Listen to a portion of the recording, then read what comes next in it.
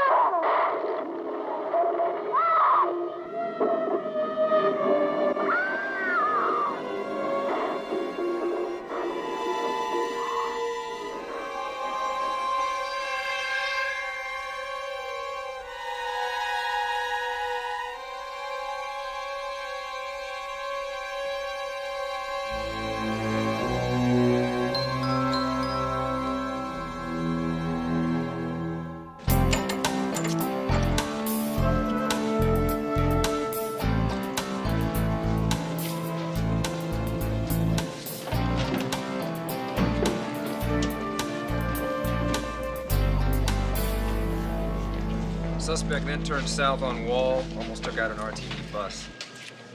Been partying with the homeboys, Ramos? I had a beer. Blew a .20. He took off from a rock house like his ass was on fire. I was walking. Fast. Objective symptoms, nystagmus, repetitive speech, ataxia. Whatever that is, man, it's hereditary. Really? Your family tree come in grams or ounces? Okay, take him down to a holding cell.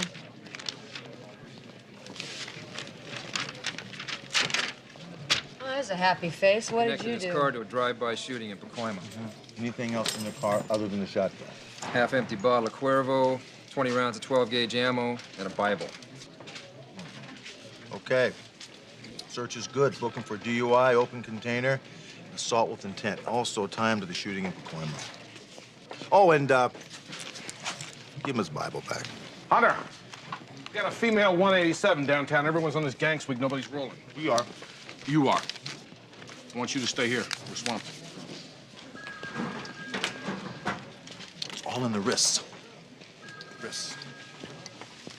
Call in 392 and 393 to Southwest Motor Unit. Clear. Motor Unit southwest identified.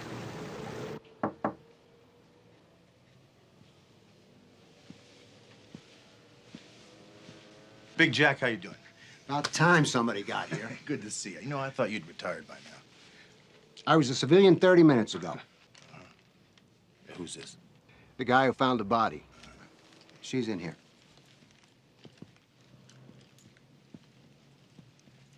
The victim's registered as Donna Raines. No ID.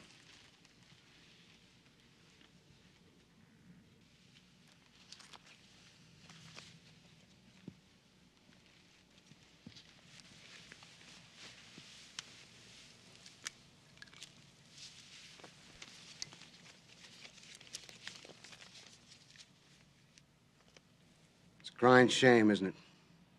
It always is, Jack. You can come on in. Sir, come on in. How is it that you found the body? He's a hotel guest. He flagged the mate that got us rolling. What were you doing here? He's in town on business. Met the deceased in the bar, said her date stood her up, and he got invited up for a cocktail. Cocktail, huh? And how much that cost him? Kanoshi wa ikura oshitoi imashita ka? 基本料は$1000で、それ以上はもっとと言いました。$1,000 for the drink. Olives were going to be extra. I've been eating a lot of sushi lately. Jack. Jeez. So the deceased gave him the key. What the hell's that baby doing here? Why didn't someone call juvenile? We did, about an hour ago. Wouldn't give us an ETA. Yeah, oh boy. Where'd you find her? She was asleep on the couch when we got here. No ID on her either. How you doing, little one? Look, do me a favor. Copy down the number off the valet parking ticket in the bedroom and see if you can run it against any cards down in the garage. Make that 187 call. I got a black and white rolling to seal up until the lab gets here. Good. All right, Jack, take her to juvie. Thanks, I guess. Sure. I could kill an hour or two. I guess they wouldn't miss me at my party.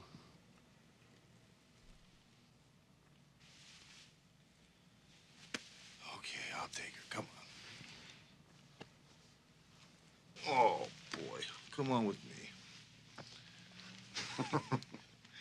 Congratulations, Jack. Thanks, Rick. See you later. Look, I don't know. Now, he's coming out with a kid now. Maybe he was in the other room. Yeah, I cleaned her telephone log. It's okay. Yeah, I know where he's taking it. Yeah, I'll get the kid. Don't worry.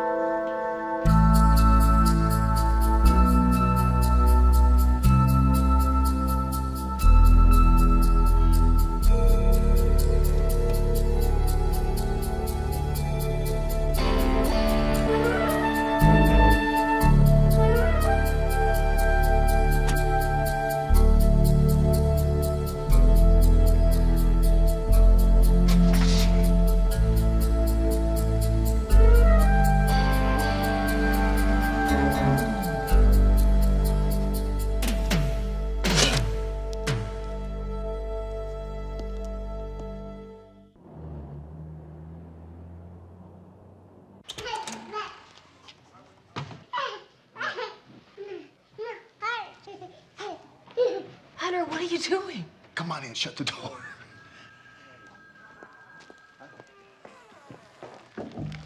Thanks a lot, I appreciate this. I found the baby at the hotel with the victim. We have an unconfirmed ID on the dead body as a Donna Raines. I've got her tagged down at the morgue as a Jane Doe 13. Now, it may or may not be a sex crime, but we gotta get on it. I can't get... I've got 15 bangers to book out there. Oh, forget the bangers. We have a murder case here. And you have a baby here. I hope that you're going to take her to juvenile. Well, I did, but she didn't like it, did you? I don't blame her, but if the captain finds out about this, you're going to be in trouble. This child is a ward of the court. Look, I know that. Remember Leanna Curry from Ramparts Division? I contacted her. She's gonna call juvenile hall and get someone to specifically watch after this child. In the meantime, she goes home with me. Now, what we gotta do is work with SID to get rolling on this murder case. Now, if you see Charlie, stall him as long as you can. How did you learn how to do that so well? Oh, this is the easy part. That's the hard part. Come on. 5-card stud. You know how to play that? You wanna cut him?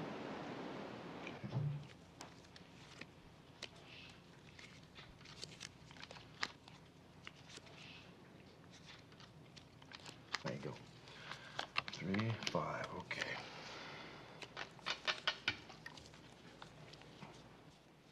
What do you got? Full house?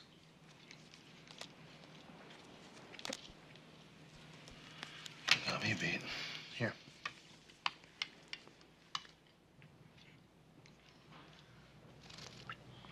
That good? Much more?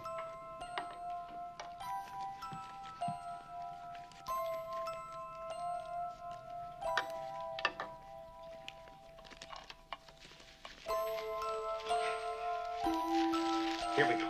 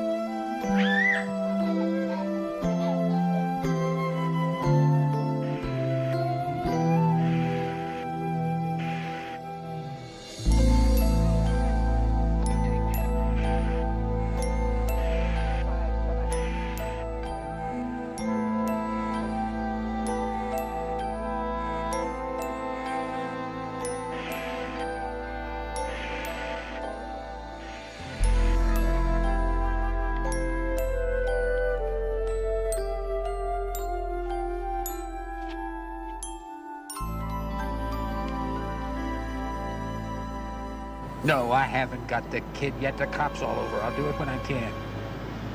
Look, don't tell me my business. Don't worry, this kid isn't going to be pointing a finger at nobody. Right. Take it any bank you want.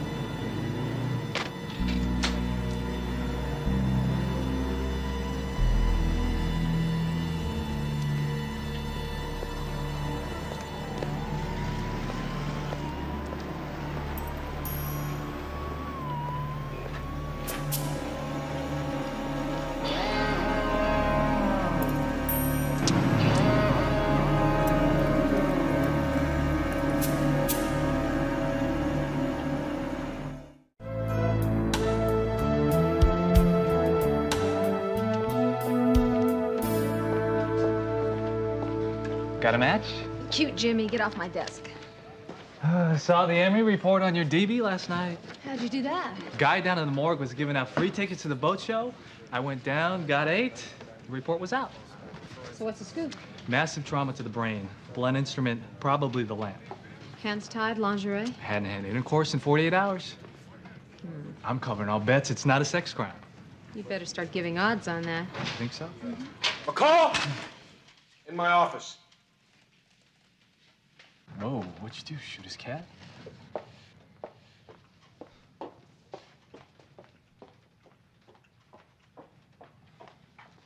Do not answer, I don't know. Do not answer, I don't know what you're talking about. I haven't got much time. Where the hell is that baby? Is, I'm not sure, a valid response? No. Oh. Well, the last time I saw it was in down the hall last night. In the lab. Yeah, you're not the first person I've talked to. Where is your partner? Oh, Captain, I don't know where he is at 7 in the morning.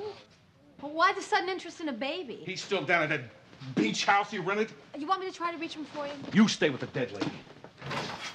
Scott! You got a kid, don't you? You got a car seat? Follow me.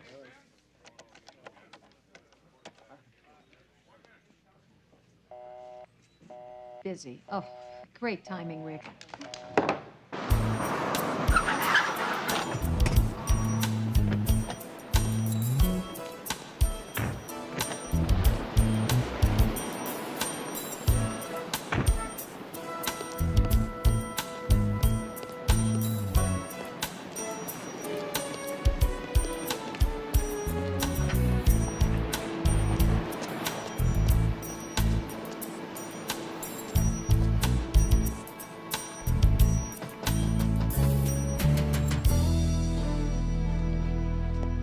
Open. Well, I see you talked to McCall. Not only have you got my ass in a sling, you've got Juvenile climbing the walls and 2 parents ready to sue everybody from the chief on down. 2 parents? You'll be apologizing to the Russells. They've been waiting for their kid since we informed them 2 hours ago we had it in custody. Their kid? Amelia Russell, age 2, kidnapped yesterday afternoon. It kicked in this morning on the crime occurrence log. Where is it? Well, she was asleep, Charlie, no thanks to you. I've spent the morning waltzing the 2 parents around, trying to avoid admitting that we misplaced their 2-year-old. Here he is. Yeah. Look how red Charlie is. Look how pink his face and his nose is. Ooh, look at that nose. Touch his nose. Want to touch his red nose? Yeah. Say something nice to the baby, Charlie. Hello. Hello. Good. This is nice. Is that yours? Of course it is. What are you doing? I could not leave this baby a juvenile. It looked like Brooklyn in there. All right. I'll make a note to change the juvenile system to your standards. In the meantime, you take this kid home. That's the file. You wear a suit. By the way, you rent this place for the whole season? Yes, I did.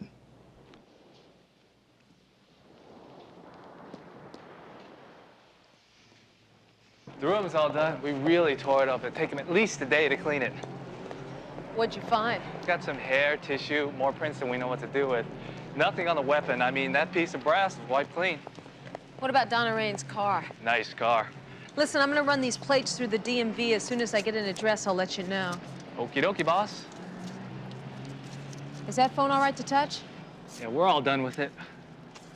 Haven't seen one of these yet without some kind of auto dial.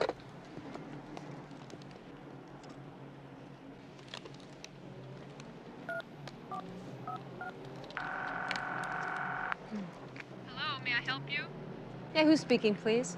This is Star Answering Service. Who are you trying to reach? Donna Rains? She's not available. Would you care to leave a message? Answering service.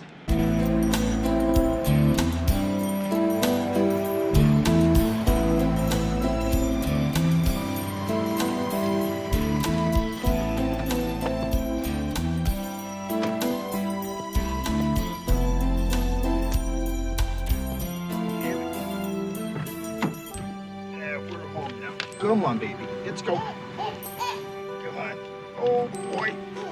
Oh, yeah. Huh? Here we go.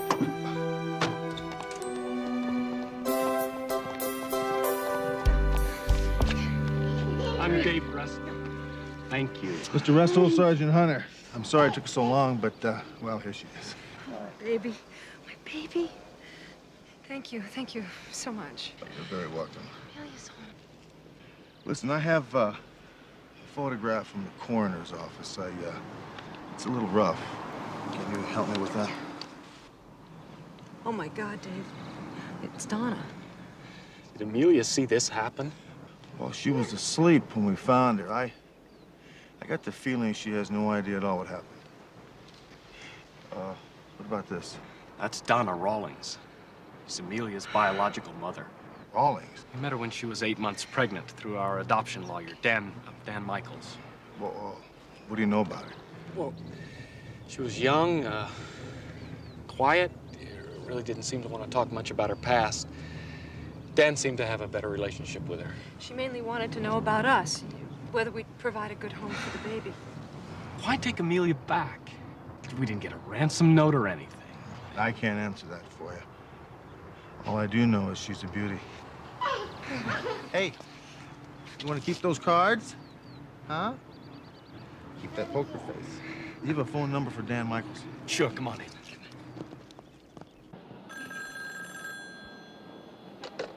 Law offices of Whitcomb, Pearson, Michaels. May I help you?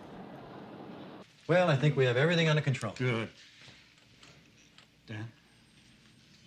Karen, Hi. how are you? I'm okay. Listen, I've got to run to court, and I'll be right back. All right. Thanks. Why don't you go in, make yourself comfortable? Okay, thanks. You're looking great. We'll be talking soon. All right, have a great trip back to Washington now. Yeah, Mr. Michaels. Yes. Detective Sergeant Hunter. Ah. Yeah, I called earlier. Yes. Was that Senator Young? Yes. Well, I take it you do more than just legal adoptions. No, the senator and I have been friends for years. I am 100% into adoptions these days. Well, how's business? Financially fine, physically a little up and down. There's a lot of emotions that come through that door. Yeah, I can well imagine. Like Donna Rawlings. Yeah, I couldn't believe when I heard. I have to be in court. Can we walk and talk? Sure. Last week, she wanted her baby back. Legally, there was nothing I could do. Well, you know she kidnapped it, don't you? The Russells called me. I can't say that I was surprised. Wish you could have met the Donna that came to my office 2 years ago. Why don't you tell me about her? Well, she was recommended by a friend. She was just a great kid. We talked. She filled out an intake questionnaire. Health information, marital status, family history. Mm-hmm. Did she live here in Los Angeles? Yes. Unwed and 7 months pregnant. She needed someone to lean on, like most of the women that come to my office. Well, you know the father's not listed. Legally, that's not required. She didn't tell me, and I didn't press her for it. She wanted to give up her baby, so I just went right to work. Doing? We interviewed couples, potential parents for Donna's baby. Donna was very picky. But after about a month, she settled on the Russells, and they in turn assumed her medical, legal, and living expenses. And when the baby was born, they took her home. You have any idea at all who'd want her dead? No. If you ask me, she died when she gave up her baby. Well, Mr. Michaels, thanks. Appreciate your time. Thank you. If there's ever anything I can do, call me. I will. Good luck in court. Thank you.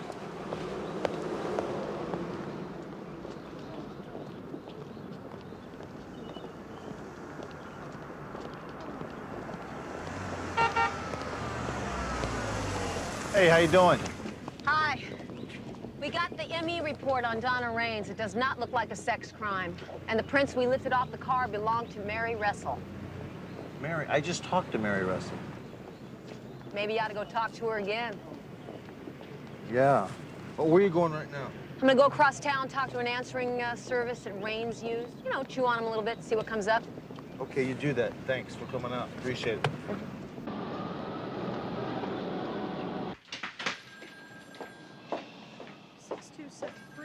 May I help you? Hi. May I see the manager, please? Can I help you? Yeah. Sergeant No, McCall, I'm sorry, homicide. they're not answering. Business permits are on the wall. Yeah, I can see that. I'd like to see Donna Raines' phone log, please. You got a warrant? Well, I was hoping you might want to cooperate. Hate to disappoint you, honey. Confidentiality is one of our major selling points. Could I see the log, please? Get a warrant. Okay. And as long as we're going through the motions, I might as well take a look at all the phone logs. You know, Vice might be real interested in some of your more active clients. Business might take a real nosedive. You know what I mean, honey? Carol, give her the Raines log. Thank you.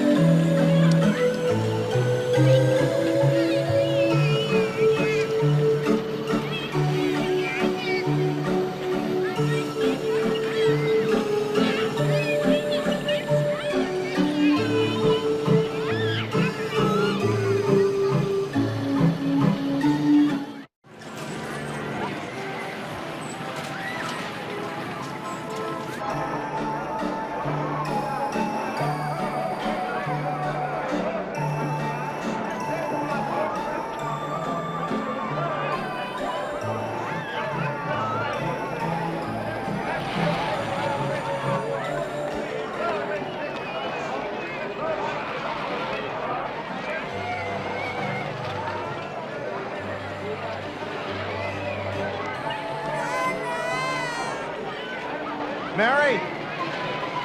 Are you all right? What the hell do you want? I want Mary to step away from me right now.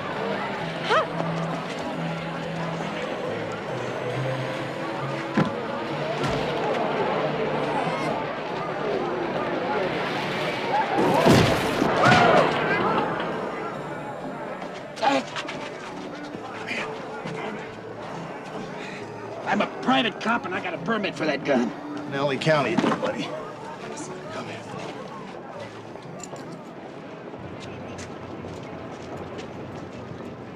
Barbara?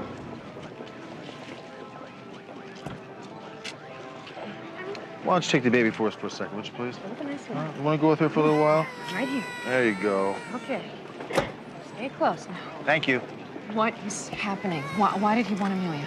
Look, Mary, we found your fingerprints all over Donna Rain's automobile. Why don't you tell us about that? I'm sorry. She called 2 or 3 times last week. I didn't tell Dave. She was rambling. She was talking crazy about how she wanted Amelia back. Why? I don't know. She wanted her back. She said that she'd made too many mistakes in her life. She insisted that we meet. Did she threaten you? No. I threatened her.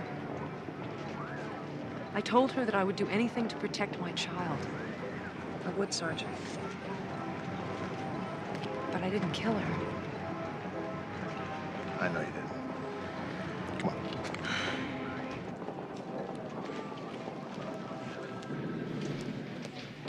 Your rap sheet reads nickel and dime PI who gets his kicks grabbing children. Illegally. I'm returning them to where they belong. Oh, really? Who paid you to grab Amelia Russell? My client was the kid's old man. Oh, yeah? What makes you think that?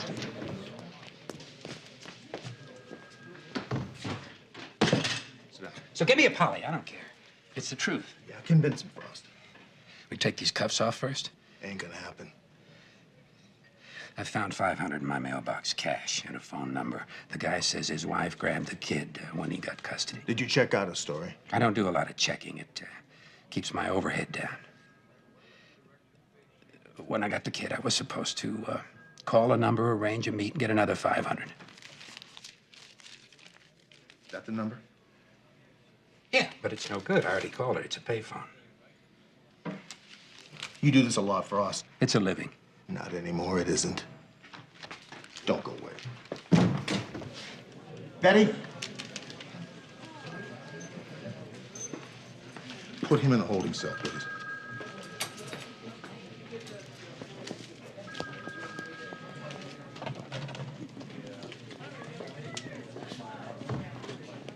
What do you got? Guy's strung out like a goat. Coke? Yeah. Kind of an expensive habit for a 10-badge PI. Yeah. What do you got in the phone log? Well, there's a lot of phone calls to a lot of hotels. Called to the Russells. Called to a law office downtown. That'd be Michael's. Right. And how about a call to the unlisted number of Senator Alan Young?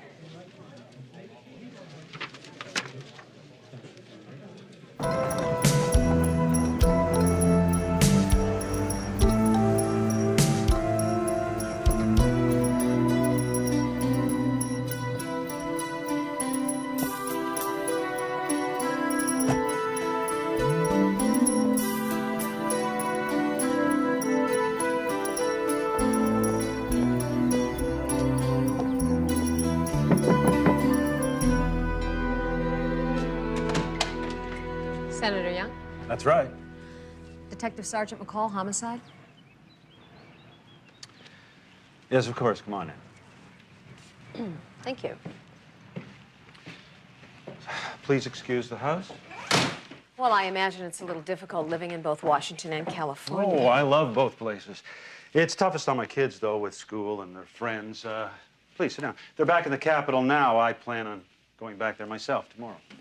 If you don't mind me saying so, Senator, you didn't seem very surprised to find a homicide cop knocking on your door. I assume you're here about Donna. Well, I'm glad it's you rather than the reporters. How did you know her? She came to work for me on my first campaign.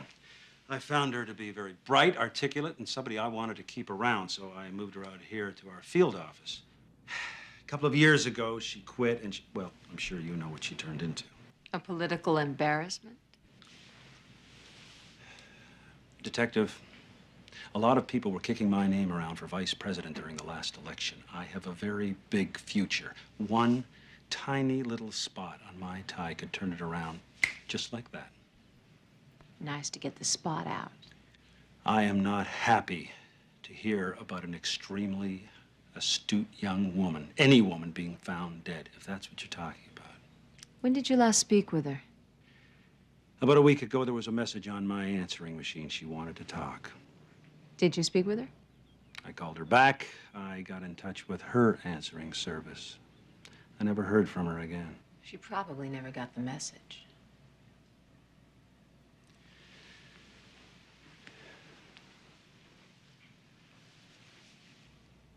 You do understand my desire to keep this as quiet as possible. And you understand my desire to solve a murder.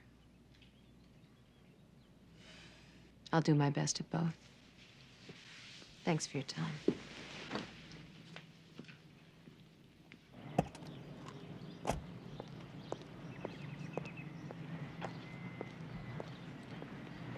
Mind if I join you? How you doing? Good. Hors d'oeuvre? Thank you. Frost made bail at 5. I know, I've been here since 5:01. We've got 2 black and whites in the neighborhood. Frost would be stupid to try anything. Yeah, you might have a friend, though. Yeah, like a senator who doesn't like spots on his tie. No! Amelia! I'll call for backup. Amelia! Oh, my God! Amelia, honey, don't worry. It's all right. Just open the door, honey. Turn Mary. the knob. Honey, just open the door. Amelia, it's all... What's going honey, on? don't worry. It's okay, Mary. She's fine. God, I can't do this anymore. Okay. What the hell would happen? She locked herself in the bathroom. I had to break the window to get her out. I'm sorry. Oh, I'm still shaking. Better call in a code 4. Yeah, I guess so.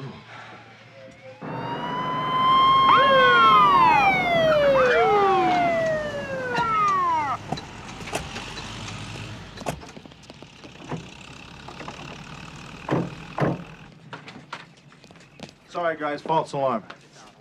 Everything's all right. Code for it. There's only so much we can do, you know. No, I do know that. I just want to make sure that whoever's out there doesn't do more.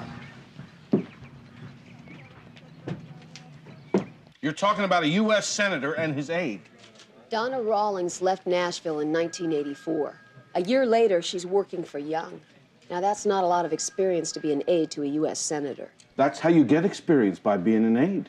I know, but she must have gotten an awful lot of it because a year after that, she's running the senator's California office. If that's not fast enough, a few months after that, she has a baby, she puts it up for adoption, she starts driving a $30,000 car and rolling around in $500 hotel suites. Sounds like blackmail. Sure does. Well, I'll tell you what you got. You got a murder weapon that's been wiped clean and not enough physical evidence to fill a Dixie cup. You better have one hell of a motive. How about the fact that the senator may be the father to the baby? Only 2 people know that for sure. One of them's dead, and the other's smart enough to keep his mouth shut. Jimmy? Am I on? Yeah. Okay, if Young fathered the baby, we can get undeniable proof from a blood test. What does that give us? How about a motive for murder? How will we prove it? Genetic fingerprinting compares protein from one source with another. What source? DNA. Yours is as different as mine. I hope so. Yeah, here you know Coach John Robinson. Jimmy, not now. Your children should have similar leukocyte antigens. I don't have any children. Would you give me some Ram tickets? Not in your lifetime. Look, I said I'd cooperate with you, but this is beginning to sound like bad fiction. Well, I like bad fiction. Sergeant, I don't think you quite understand. Look, my time is very limited. I suggest that if you want a blood sample, that you get yourself a warrant and you make an appointment to see me. Take the sample.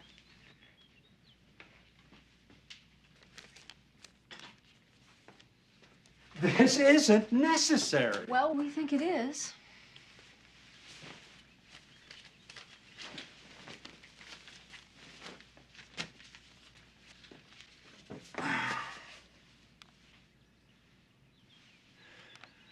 this mean if I'm the father, then I'm a murderer?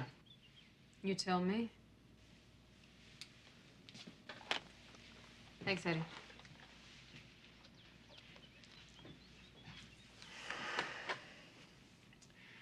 Donna was a page in Chambers when we first met. My family was back in California back then. We worked together.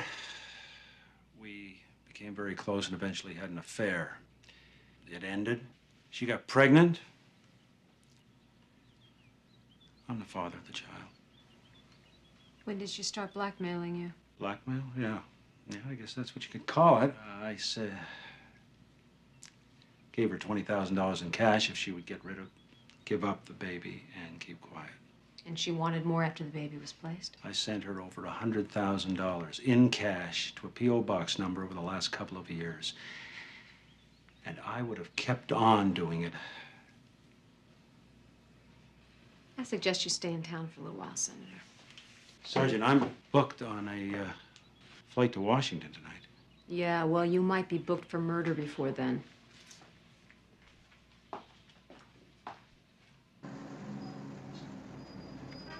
As soon as I get a confirmation on the blood, I'll get a warrant. Fine, let's back up for a second. You know, something's not right here, McCall.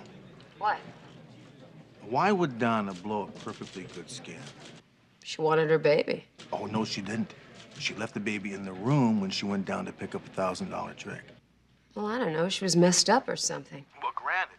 But why would the senator now go after the kid after Donna was dead? I mean, he's a political figure. It just doesn't make any sense. You have a point.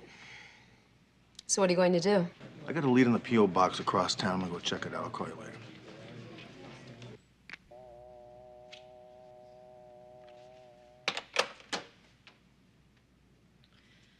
So what do you got?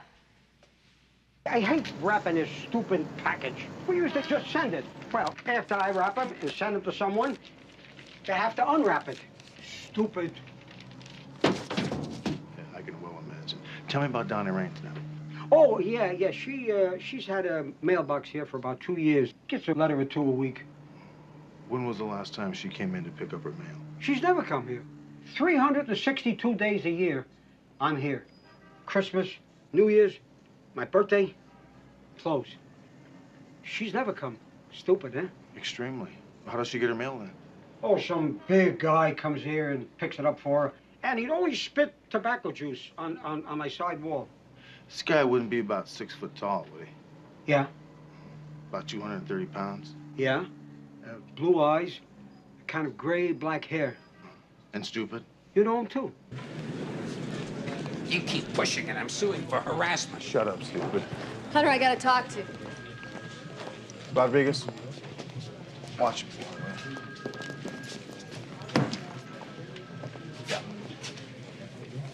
The protein from Young does not match the protein in Amelia. Scientifically, the chances are 935 billion to 1 that Young's not the father. Are you kidding? No. Those guys triple-checked everything. Genetically, Young and Amelia don't match. Well, that means the center's been set up all these years, doesn't it? Come on, book me. I'll be out of here in an hour. You think this guy's stupid enough to pull it off by himself? Michaels, I don't care how busy of a lawyer you are. We gotta talk. I don't like you coming to my office. I thought you'd want to know. They're moving fast. There's no way they can link me with any of this. I'm not taking a fall for you, Michaels. Look, all you did was pick up some money in a P.O. box. They don't know who for. Why not Donna? They want to nail me as an accessory to murder. Al, you weren't even there. They'll do it. This cop is nuts. Look, don't start losing it now, Frost. I'm telling them what I know. Oh, no, you're not. As long as Young thinks he's the father of that kid we have, it's more than money now. We're inside Washington. I can't get to the kid. Well, you better. Otherwise, this little habit of yours is just going to have to go away. I'll take my chances. I'm going to the police. What is this? First Donna, now you? Pangs of conscience? You screwed it up, Michaels. You shouldn't have told her you'd hurt the kid if she didn't keep quiet. Frost, if Young ever found out that I set him up, we'd both be in a jail cell so deep they'd be pumping in daylight. What are you going to do once we get the kid? What do you think I'm going to do? Going to find a nice home for the kid, somewhere where Young can't find and do a blood test. He's going to find out sooner or later. Damn it, Frost. Now, you had a piece of this right from the beginning. I never signed on for murder. Yeah, well, if I hadn't killed Donna, Young would have known what's going on. How do you know he doesn't already? Look, find the kid, and he won't. What is this? What is this? You son of a bitch! Michaels!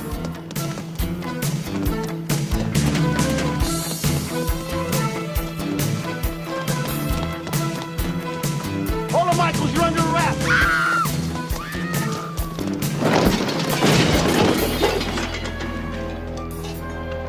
Just relax, Michaels. Your day's over with.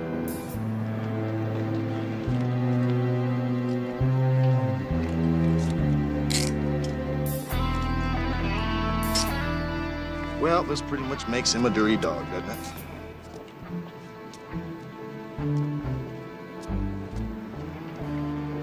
I can't believe you said that. Yeah, I know.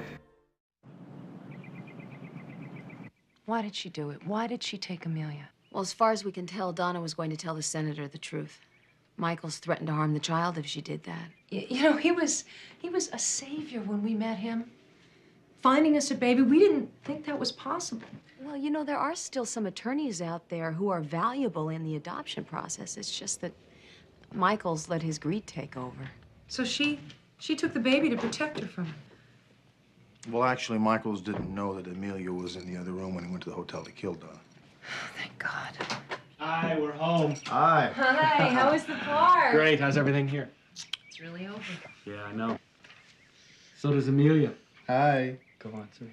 Give me a kiss. You know what I'm gonna do? I'm gonna kiss your bunny's nose. Can I have a kiss from Amelia now?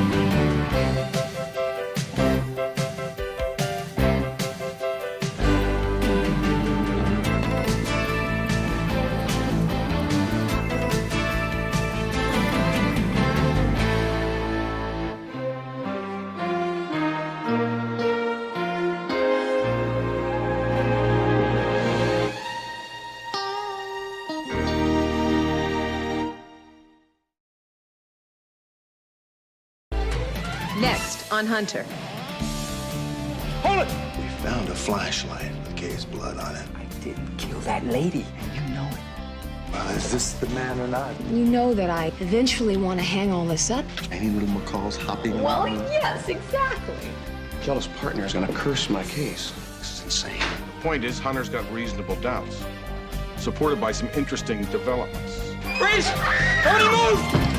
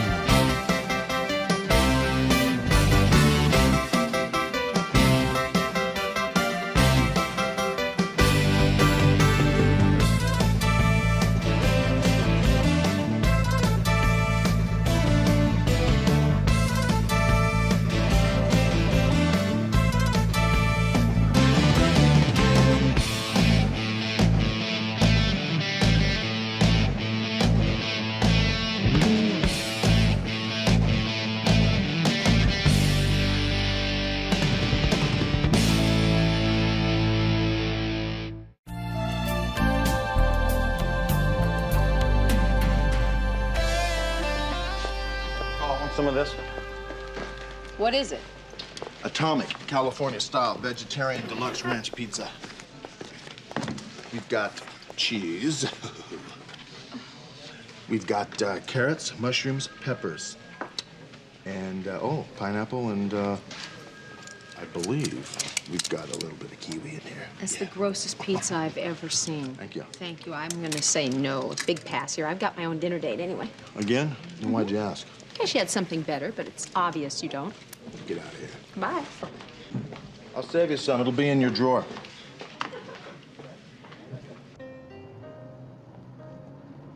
So, what do you think?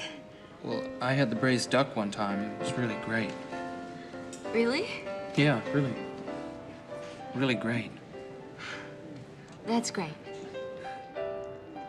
So how's your dinner? Is it great? Great. Great. Is it really great? Oh, really great. Oh, that's great. What do you think? Do you think maybe that might be their first date? Might be their first date? I think it's definitely their first date.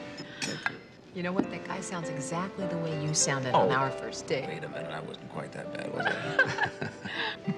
I thought you were cute. Well, since this is not our first date.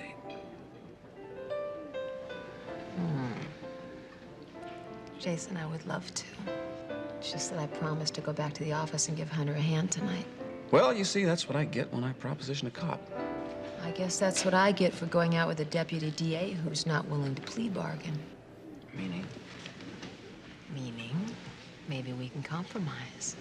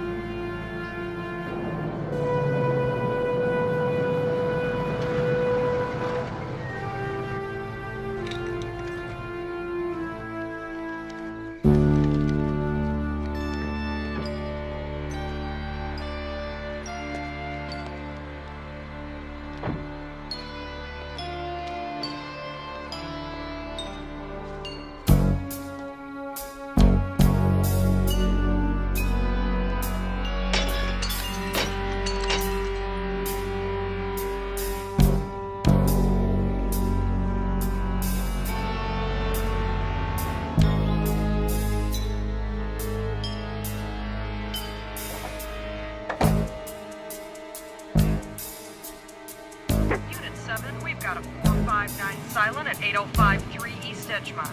The PD is already rolling.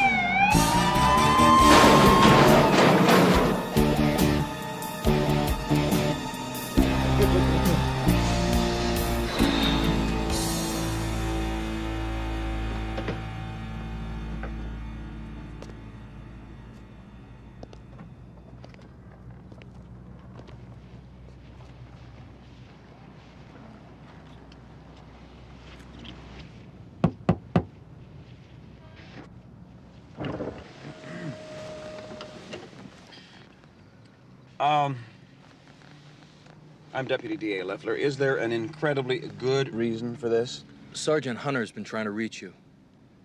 Don't you have your beeper? Beeper.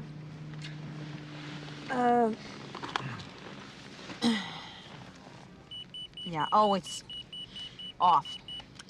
Must have been off. Thanks, Bennett. I'm never gonna live this down.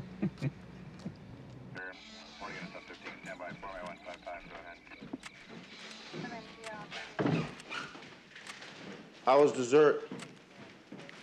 I meant dinner.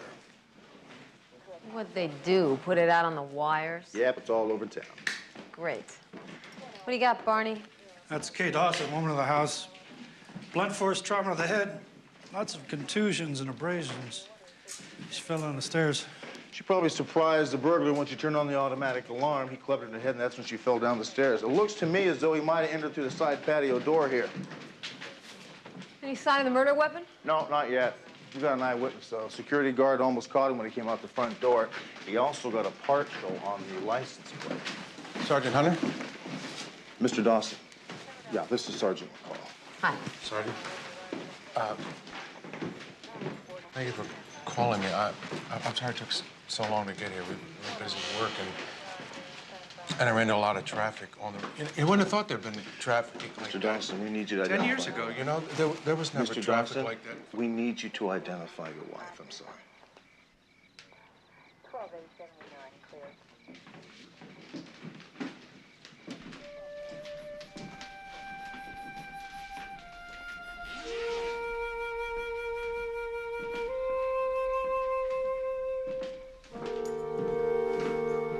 I'll try to pin down that license.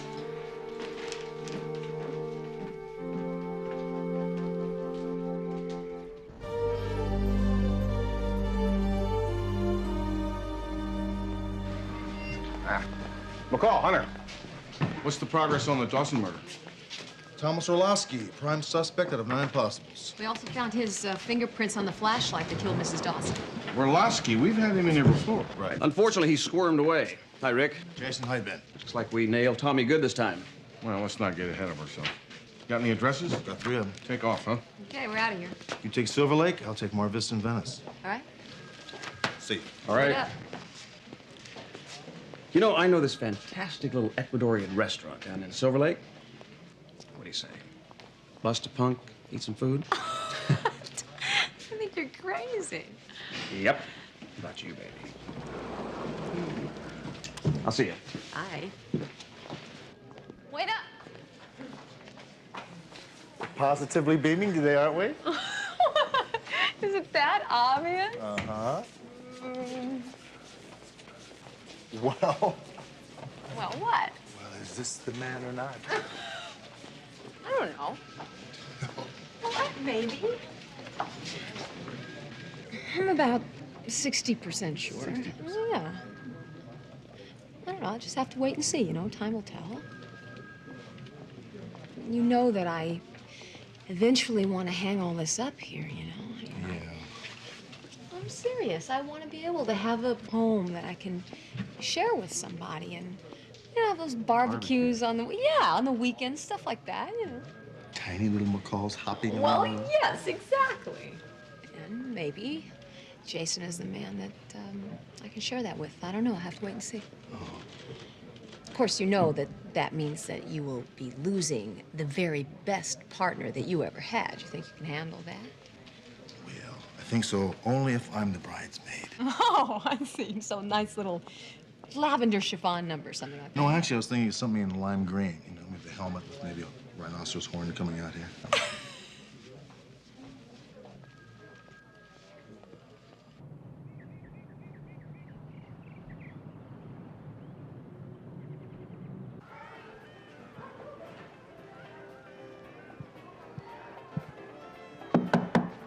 Open up, police.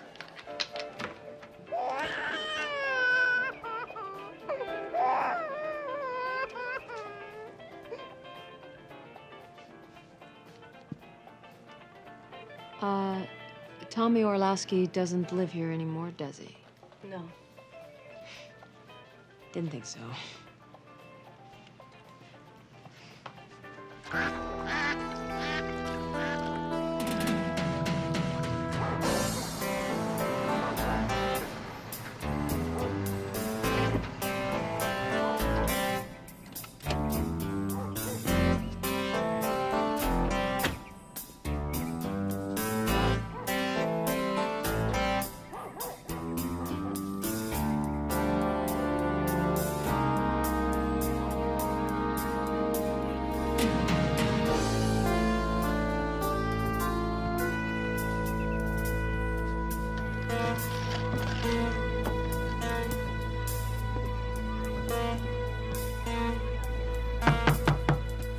minute. Who is it? Police, open up. You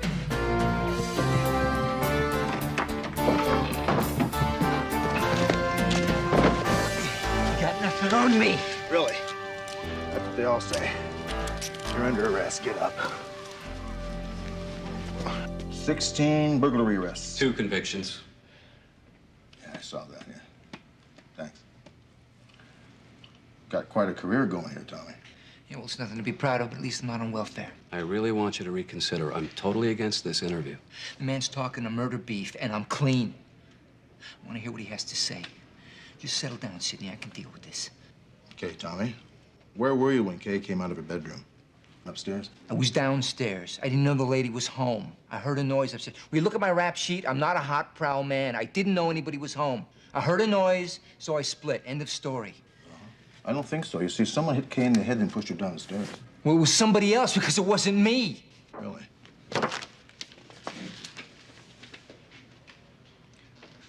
We found a flashlight in a neighbor's backyard with Kay's blood on it. So? Also your fingerprints. Well, that's impossible! Hey, come on, watch that. Sit down. Interview over.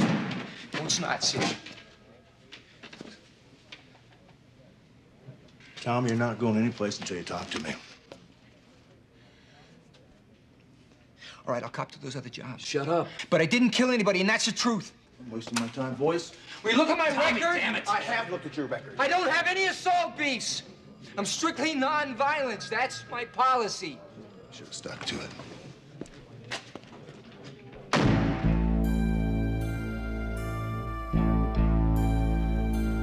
All right. I want you to go through this whole thing again, from the top, and this time tell me everything.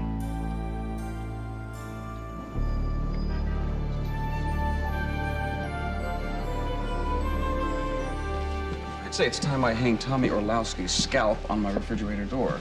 I love it when you talk dirty to me. Go get him, tough guy. Is the man you saw coming out of the house in this room? Yes. Would you please identify him? That's him next to defense counsel in a plaid shirt and gray pants. Let the record show that the witness identified Thomas Orlowski.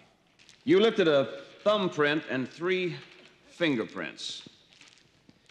Did you match them to any particular individual? The prints match those of Thomas Orlowski. The evidence is entirely circumstantial. Will you entertain a bail motion?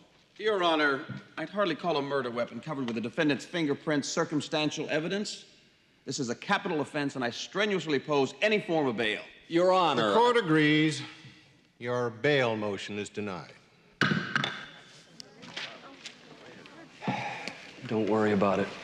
We'll cop the 2nd degree. You'll be up for parole in 10.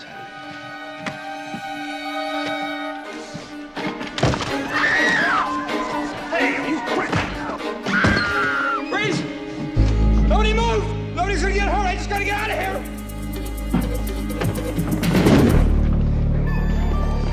How you do it, man? Gotta help me.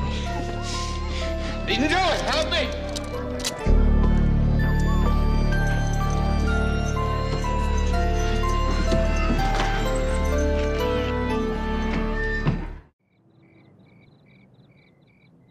Seek the strongest penalty the law provides. The death penalty?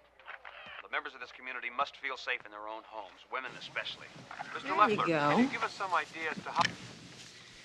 You know, I tried him 3 years ago on a Resdentsburg, but he walked because of a search and seizure problem. You know, Sid Dombrower, he's a damn sharp defender. He and Orlowski go way back, but this time around, they're not going anywhere. Jason, are you talking about revenge here? I thought you were trying to make the community safer for women. I think I'm gonna have to reconsider about you. Is that what you think? Yeah. I think maybe I should do something to possibly redeem my good name, don't you? Yes, I think you should. Oh! Oh, honey. Oh, gosh. I'm sorry. Oh, Hurts, boy. huh? Could you be careful? You're dealing with a very delicate instrument there. I know. Here, I'll make it feel better. What? Oh. Oh, that feels better. Does it feel better? Do that again.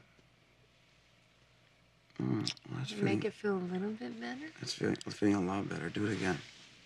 I know how to make it feel a whole lot better. You do? Yes. I do too. I'm feeling great now.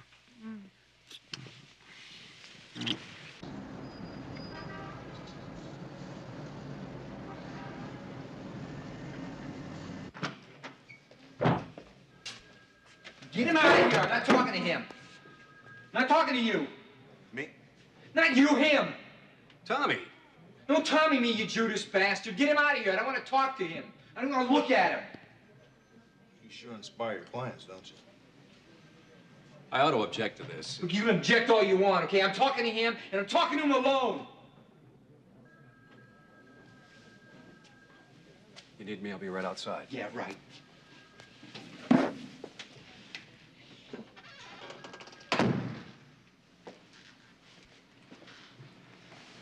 He thinks I did it. That seems to be the general consensus, doesn't it? Look, I'll admit to every job I've done since junior high school. I'll admit to every job I've done since junior high school. I'll take you on the grand tour. There must be 2,000 of them. But I never laid a finger on anybody. You proved that in court, didn't you? Look, I freaked out in there. Okay, I mean, they're only trying to bury me in there. I'll take a polygraph. I'll take it right now. I didn't murder that woman. I didn't even know she was home. Well, even if I did give you a polygraph, Tommy, it's not admissible in court. I'm doing it for you. I didn't kill that lady. And you know it. In your gut.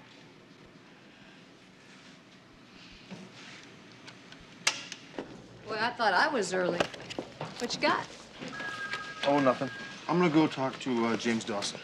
Why? We've got a lot of work to do on this drive-by. No, I know. We'll get it done. I just want to go see him. He's called and said something about some property missing from his house or something. I'll see you later.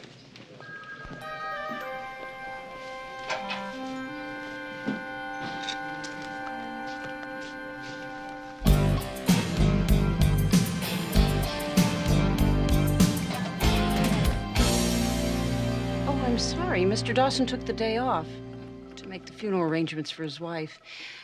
I thought I told you when you called. No, you did, Caroline. It's just that I thought I might come by and see if I could talk to somebody about Mrs. Dawson. A couple of questions. Well, there's Susan Stevens, our manager. She worked a lot with Mrs. Dawson. I think she's in Mr. Dawson's office right now. Oh, great. Sure, dude. Thanks. Miss Stevens? Sergeant Hunter. Sergeant. Hi. Susan. I'm the manager here. I was kind of expecting to talk to James Dawson today, if I could. I'm afraid he's not in today, but I'm sure he'll be here tomorrow. Okay.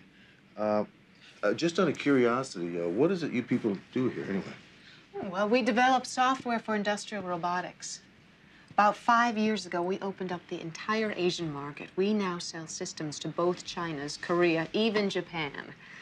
The Pacific Rim is the future, you know. Really? And we'll be there. Good. I sound like a bad corporate film, don't I? No, not at all. I assume James Dawson owns the company. He does now. Kay was always the heart of the operation. She created the company about 15 years ago. James came on shortly after they were married about 5 years ago. I came on board a few months after that. Kay Dawson, a nice woman? A strong woman. If you haven't already heard, Kay and James did have their differences about running the company. I think it's just awful what happened.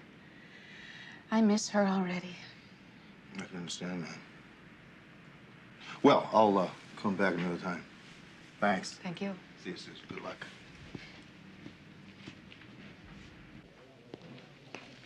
How's it going? Great.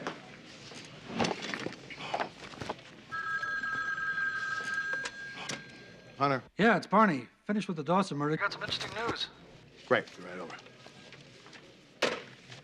I could use a little bit of help here, you know. Can it wait? Yeah. See you later. Thanks. Bruises under both arms, huh, Barney? Yeah, kind of hard to do falling downstairs. Yeah. How would somebody get bruises like that? It is consistent with somebody dragging her a short distance. Like from her bedroom to the top of the stairs? That would do it. She also had an awful lot of tranquilizers in her blood. Enough to sleep through an earthquake. Or a burglary.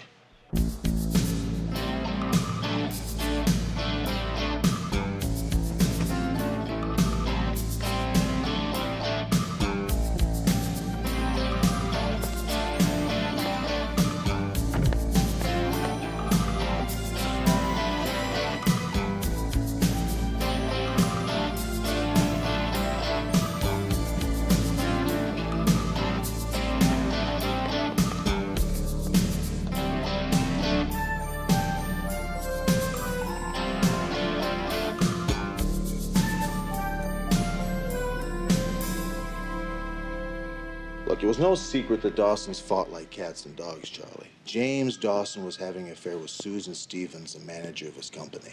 It's completely irrelevant. Yeah, and Kay Dawson's body had bruises all over it, indicating that she could have been dragged from her room. She was also loaded with tranquilizers. Orlowski killed Kay Dawson. It's as clear as a bell to me. I gave Tommy a polygraph. The examiner feels that Tommy's innocent. A polygraph? That's 20th century witchcraft. I've got a murder weapon with Orlowski's fingerprints all over it. Maybe it was a frame, who knows? Wait a minute. Now, this is crazy. Do you realize this will ruin us in court? If Dombrauer tells a jury about your damn polygraph, it doesn't matter what the judge will say. They'll never forget it. Who the hell are you working for, the public defender? You think Dawson killed his wife? It's a strong possibility, Charlie. Look, individually, what Hunter has isn't much, but collectively, I think it makes for a kind of weird wrinkle. Let's continue this investigation. Thank you.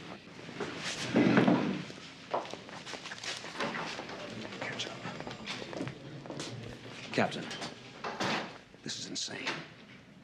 We finally got this guy. What is the point? The point is, Hunter's got reasonable doubts, supported by some interesting developments. I think that's good enough for me. Charlie, I can't count the times that I have built probable cause to keep those creeps you send me off your street. Jason, I don't owe you anything for doing the job you're paid for. We're gonna follow this one out. What's going on here? Why did you keep me in the dark? Because it's Jason's case, and I felt as though you were too close to it. We have worked on other cases before. It's never been a problem. No, I know, but I think Jason's making a personal vendetta out of this thing. He just doesn't want to compromise. He's seen enough killers get off with just a slap on the wrist and then go out and murder somebody else. And you've seen it too. I know that. And both of us have seen innocent people suffer because of an over-aggressive DA. Now, I think we should follow the leads and see where it takes us. Yeah, you have a point. Okay, you said that the Dawsons fought a lot, right? Right. I'll go talk with their attorneys and see if I can find out what the stakes were. Okay, I'll re-examine the murder scene and go by Tommy's to see if I missed anything. Listen, there's just one thing. If all we come up with are dead ends, let's just be real careful along the way, just for Jason's sake, okay? Sure. Absolutely. See you later, partner. Didi, Devane didn't budge. Your jealous partner is gonna curse my case. Jason, that's not it at all. It's just that we have to follow through on the leads, you know? I mean, we have to. We're talking about a man's life here. Jason? Hey, I gotta go.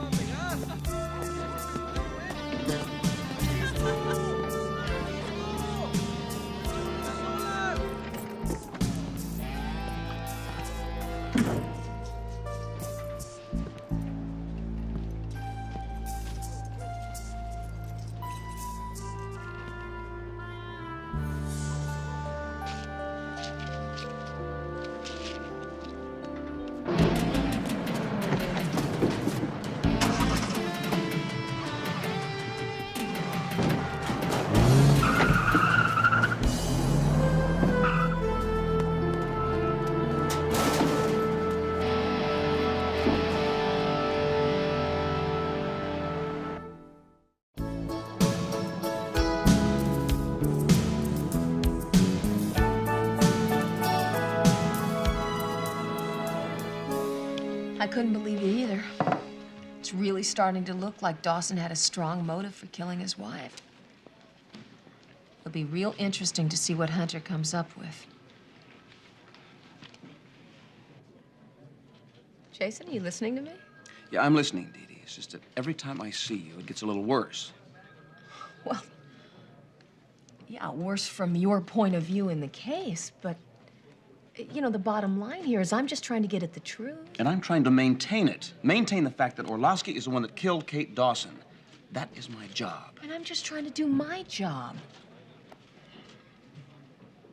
Jason, can't you just at least be open to the possibility here of an alternative?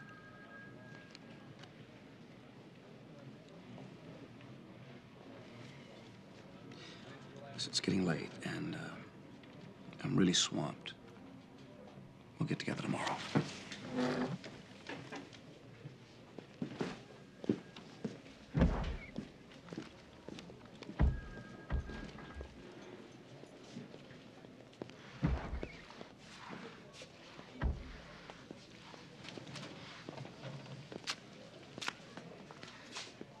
Trouble on the home front?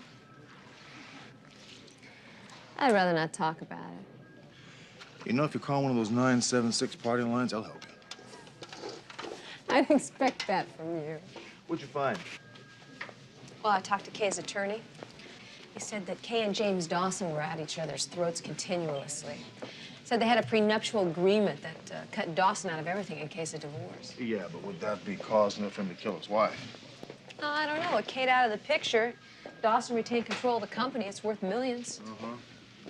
Missed anything at the crime scene?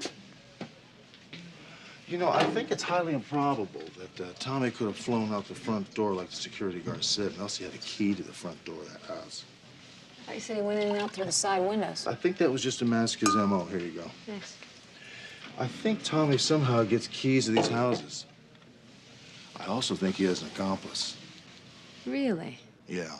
When I went to Tommy's house to check to see if he might have any type of machinery to duplicate keys, I ran into a blonde woman. Now, she took off before I could grab her, but I got her license plate and I ran it.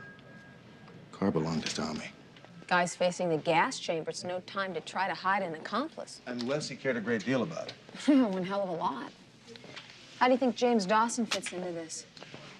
Well, let's see. If James Dawson wanted to kill his wife, he'd have to figure up a way to frame Tommy for it. Yeah, but to do that, he had to know exactly when and where Tommy was going to break in. I mean, basically, he had to be able to predict it. That's exactly what we have to do. Well, we can start by going to the 6 burglaries that Tommy admitted to in the neighborhood. Begin by interviewing the housewives, see if there's some way we can connect what they were doing with Tommy breaking in and having access to the house keys. Okay, I'll round them up. You talk to them. On the day of the break-in, can you tell me where you were and what you were doing?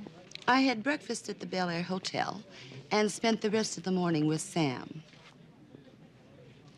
my personal trainer. I see. Then it was lunch at the Ivy. And, well, it was Wednesday, so I had a facial at the Beverly West. Then I went to Trump's for high tea. That's nice. You ought to go there sometime. Yeah, maybe I will one day. Brunch at the Polo Lounge, and then I did some shopping on Canon. I bought a new skirt for next season. Then I went to the salon, Beverly West. Then I'm pretty sure I took Maurice for shots. Maurice, your son? No, my dog. Say hello to the policeman, Maurice. Dog in your purse. I had lunch at the Four Seasons, and then I took a walk along Rodeo. I might have picked a little something up, I'm not sure. And then I went to Beverly West for a facial. Of course.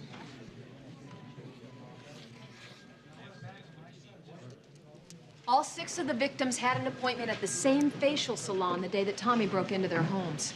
That sounds promising. Grab Hunter, get yourselves a mud pack.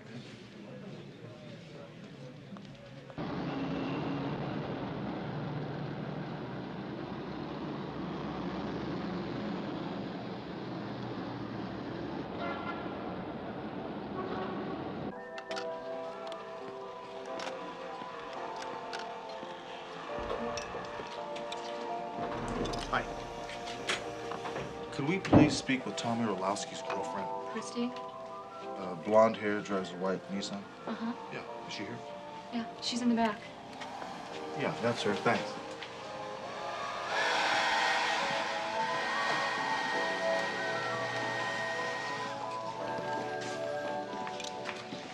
Hi, Christy. We finally meet, huh? I'm Sergeant Hunter. This is Sergeant McCall. I saw you yesterday at Tommy's. You were going out as I was going in. I don't know, Tommy. Well, it's funny. The car you were driving is registered to him. Tommy must care for you an awful lot. He's willing to be put away forever to keep you out of it. If you feel the same, it's time to talk the truth. He told me not to say anything.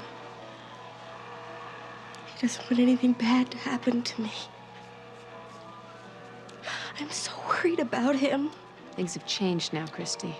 You might be able to help him with this case. We think Tommy may have been framed for the murder.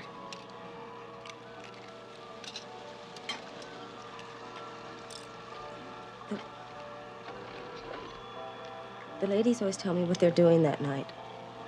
If they're going to a party or something. So Tommy had this idea. I made an impression of the keys while the ladies were soaking. And Tommy made the keys from that. Then he went over to their houses at night. He broke the window so the police wouldn't know how he got in. And that's where you got Kay Dawson's key, when he broke into her house. But that's what was so weird. The picture in the paper of Mrs. Dawson, the lady who got killed, that wasn't the Mrs. Dawson I took the keys from.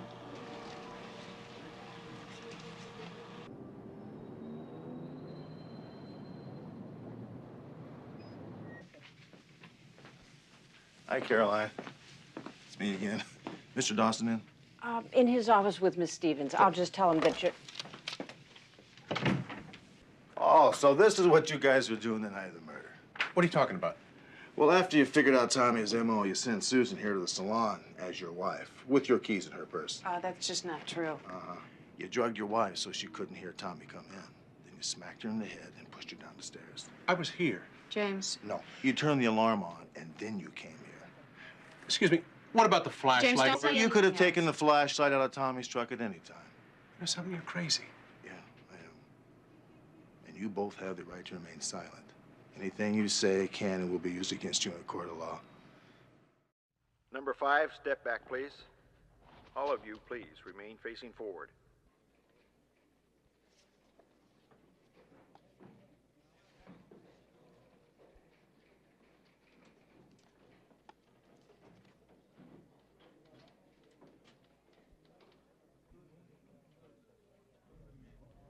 please remain facing forward.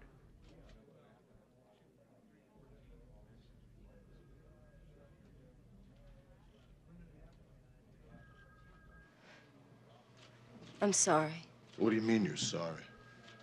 I don't recognize anyone.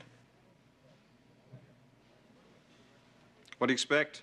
Jason, Christy, just take one more look. Are you absolutely sure that the woman who made the appointment as Mrs. Dawson isn't in the room? No, I did look 3 times. She isn't in there. Release Mr. Dawson and Miss Stevens, please. Of course, it was a real Mrs. Dawson that came to see you. You just didn't recognize her from the newspaper, that's all. Let's just consider this case officially closed, shall we? And get on to the more important issues like solving crimes.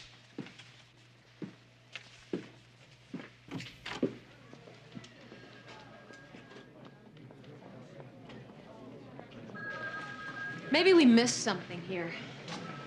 Maybe Jason's been right the whole time. We have missed something. Would you look at one more thing for us? Come on. It's her. That's who I got the keys from. That's who said she was Mrs. Dawson.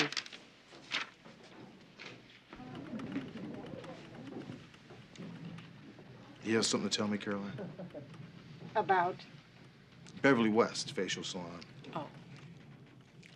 I am so sorry. I did not mean to.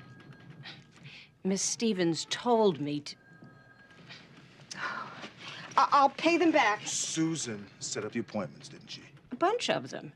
They were a present for Mrs. Dawson. Susan paid for them in advance. Right. And then she told you Kay couldn't go, is that right? Uh-huh. And then she sent you instead. That's right. And to tell them that I was Mrs. Dawson, and so they wouldn't go to waste. And then I was supposed to tell them that I was going out of town that day. And I needed a refund on the rest of the appointments. Now, did anybody give you any house keys? Whose car did you take? Mr. Dawson's. She told me to get it washed. Is Mr. Dawson or Susan in the building? They were. They left together. Thank you. You cannot deny that you wanted to kill her. That's all you've talked about for the last 5 Talked years. about it, yes, but you actually did it. I get things done. You just whine about them. Don't you understand? You're going to get caught. No. No, James, we are going to get caught. You see, it's only a matter of time before they figure this whole thing out. And when they do, nobody will believe that you were not in this up to your neck.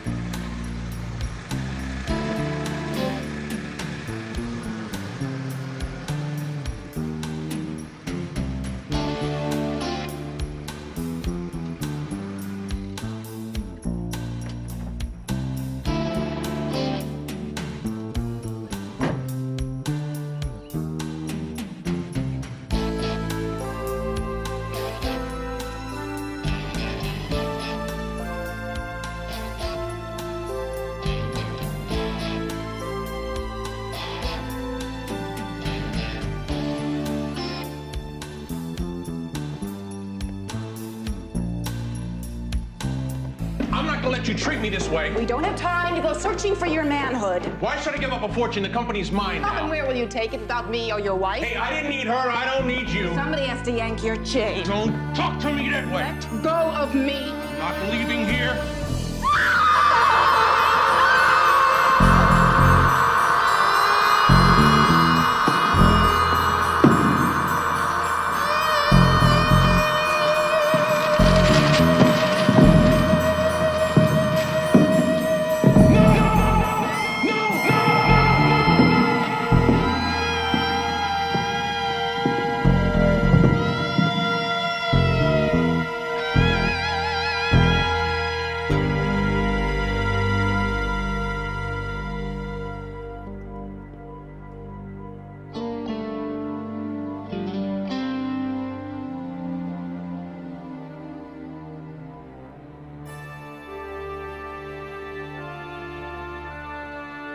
No fancy moves, Dawson.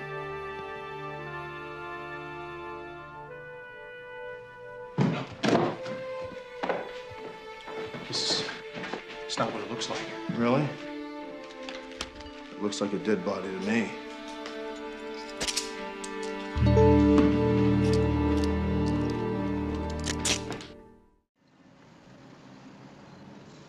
Susan Stevens saw Mr. Orlowski's girlfriend lift the keys from a client's purse.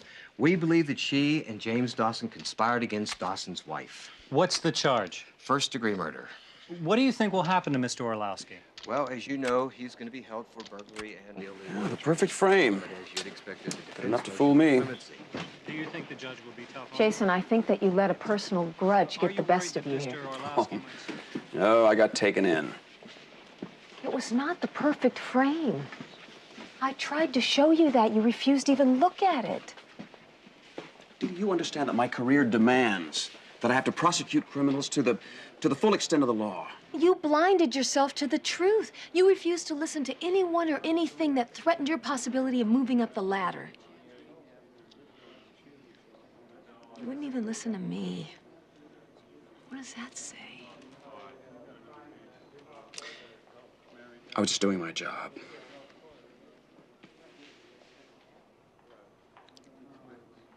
You know, I think we're talking about choices here. Dee Dee, I don't want to lose you. But I think we operate from different places. Maybe. Maybe we're just different kinds of people. I guess so.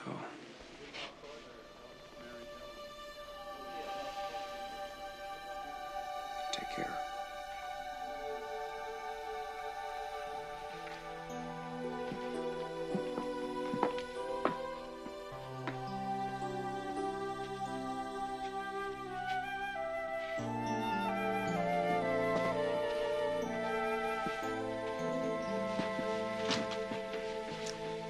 Guess it's good to find these kind of things out now instead of later.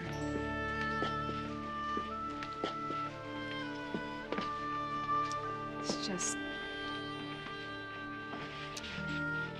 ouch, you know?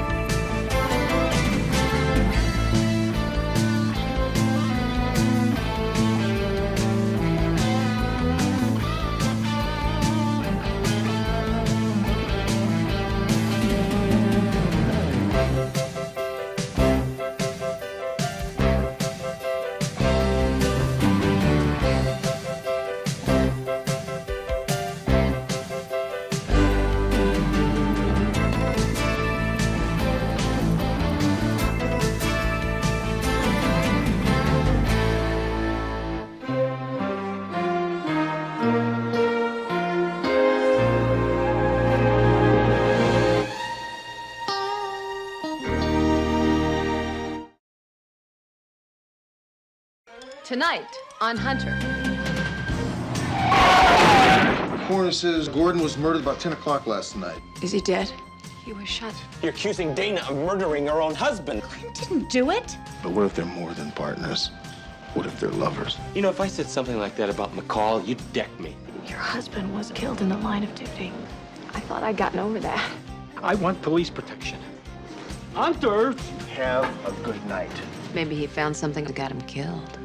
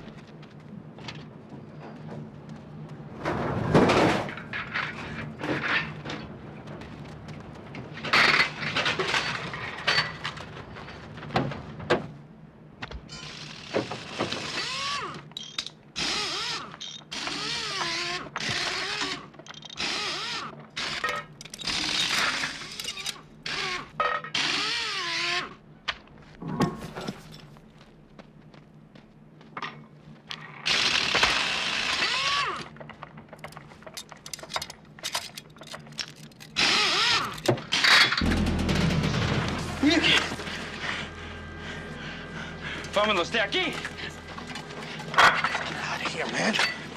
Come on, come on.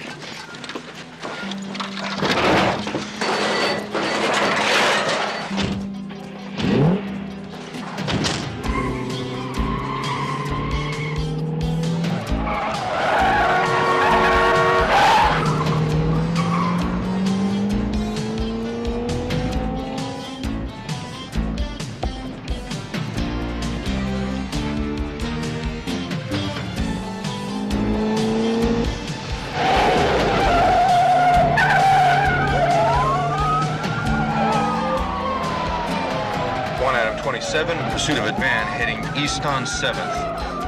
Roger, 1 Adam 27. Air unit assistance is on the way. Come on!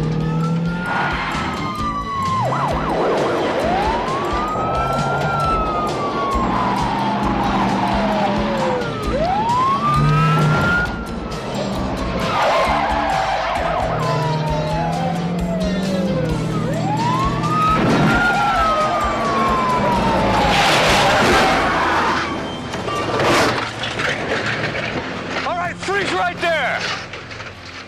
You two, hands up against the van.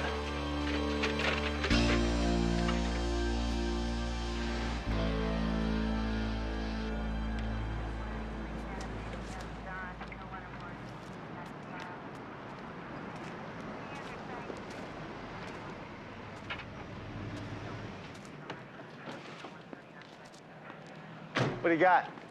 187. Any ID? 44, get back to 4 Adam 32 at Imperial and... Huh?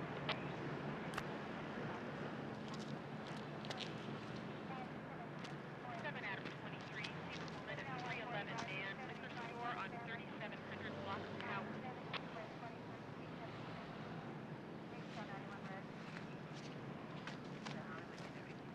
7 L 28, meet the guard to market loading dock.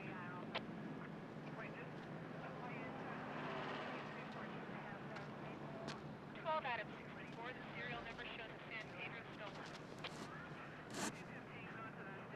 Got a good print here. Let's see if we get a plaster cast of it. SID's rolling on that right now.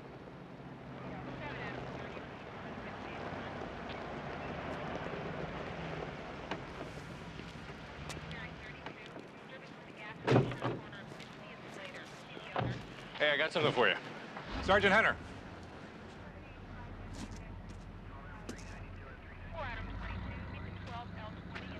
Picked up your broadcast.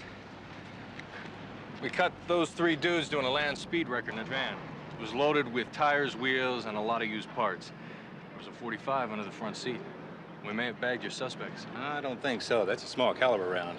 Yeah, he's been dead for some time. Rigor mortis has set in. I want you to book these guys in a 484 auto. Also hold them in conjunction with investigation 187. Got it. The murder of INS agent Gordon Lynch. Isn't that Dana Lynch's husband? Yeah, I'm afraid it is.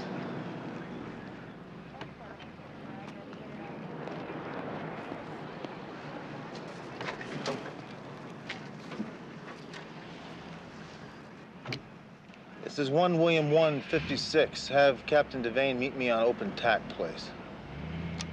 Roger, 1 William 156. Stand by.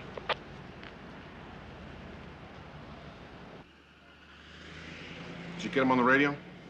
All right, thanks. Dana's on our way in. I sure wish there was some easier way to do this.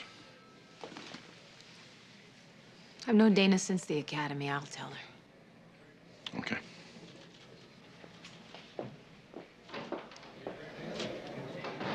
Whose case is it gonna be?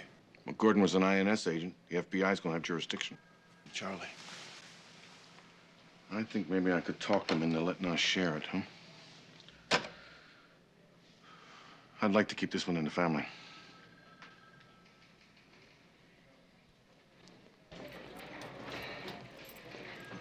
Hey, Kate, I need to talk to you about your 318 follow-ups. And Lynch, you go see Captain Devane. Come on.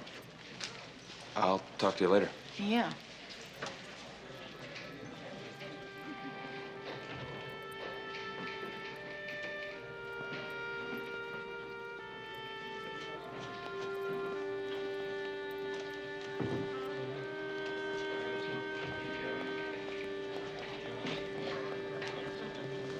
Dana? Hey, Dee Dee. Captain Devane asked me to speak with you. Why don't we go someplace private? What's it about? Gordon?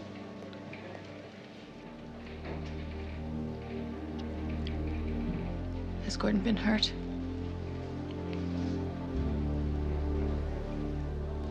What's happened to him, Dee Dee?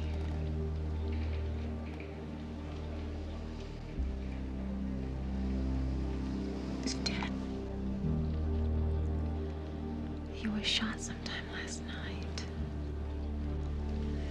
Dana, I'm sorry. He's gone.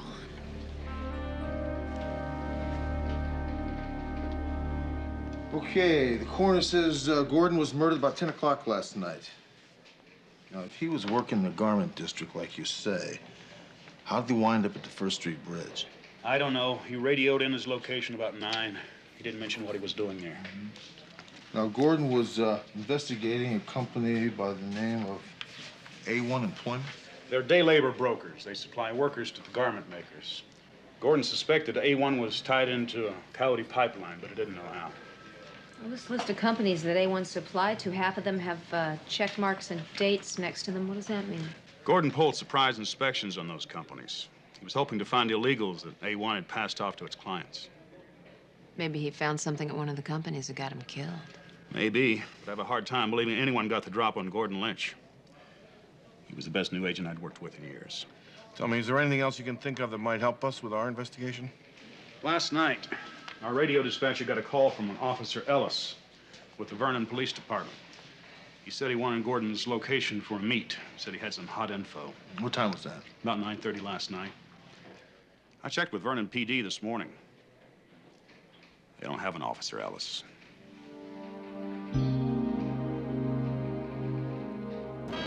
We explained to Mr. Lynch that the new immigration laws could put us out of business if we were caught using illegal workers. Where were you last night at 10 o'clock? We were here, working late. We stayed past midnight. Are you suggesting that we had something to do with Gordon Lynch's death? Look, fellas, I'm not suggesting anything yet. Well, it's the truth. You find out different, you give us a call. I'll do that. Listen, I appreciate your time. Hope your business continues to prosper. If you guys happen to leave town or go anywhere, please give me a call. The phone number down here in the bottom right-hand corner is a direct line to my office. Thanks. But you gotta clean up this mess. I'm not going down the sewer because of you. Why don't you think, man? Use that ahead of you. Hey, lay off! Maybe I'll call that cop, take my chances. But you got a death wish, you don't talk to him. And get rid of whatever Lynch was looking for. I don't want that cop to pin a murder rap on me.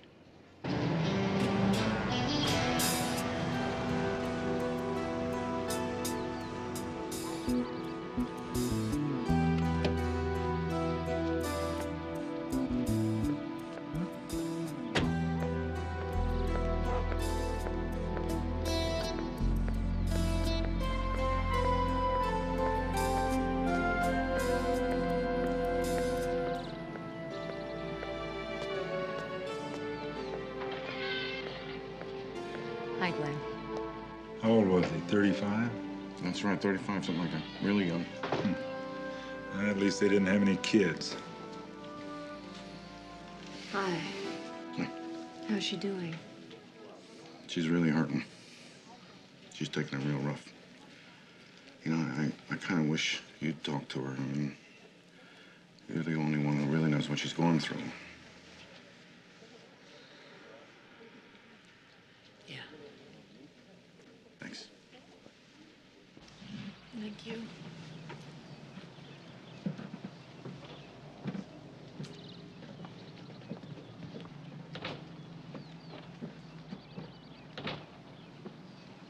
Hi.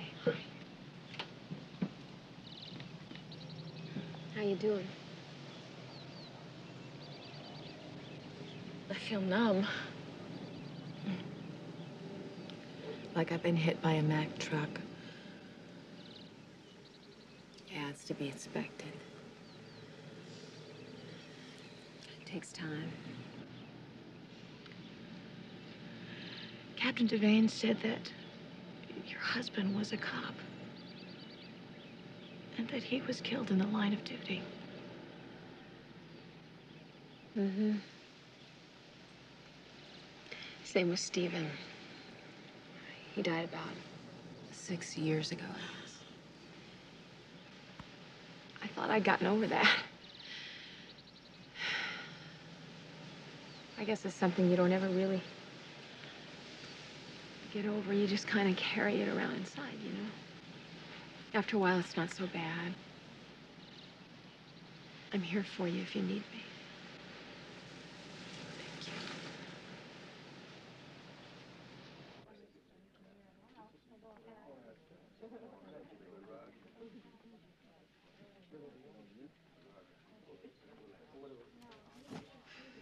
I've never seen a guy so happy to transfer to INS as Gordon.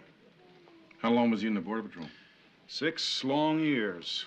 He was wasted there. Gordon was smart, ambitious, paid attention to detail. The kind that gets promoted. That's what makes this whole deal so rotten. Just the first agent you've lost? Hadn't even been with us a full month. Killed on his first assignment. What the hell? Call me if we can help. Thanks.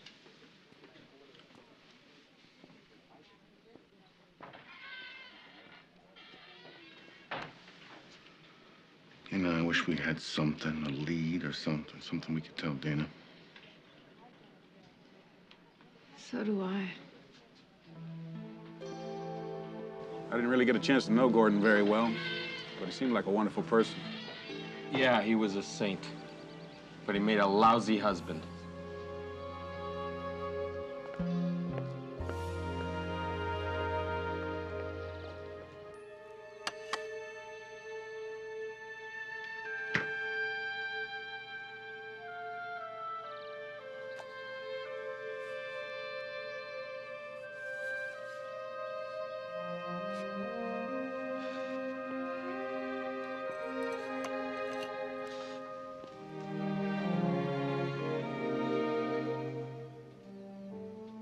You shouldn't have stayed.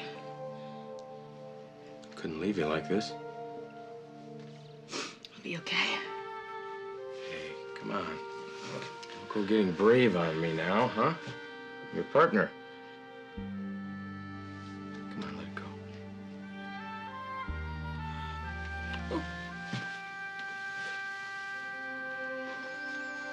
You're more than my partner, Glenn.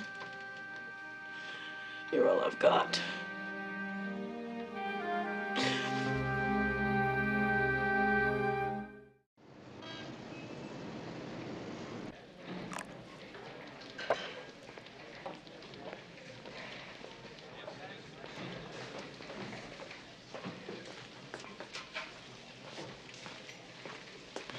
You ran awfully early this morning, aren't you?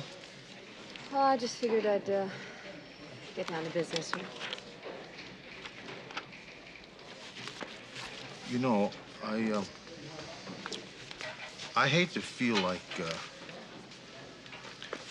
you need to take this load by yourself. It's not that.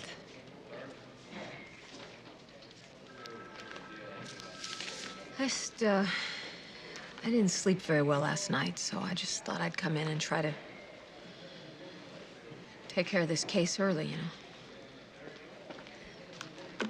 It's brought up a lot of very difficult memories.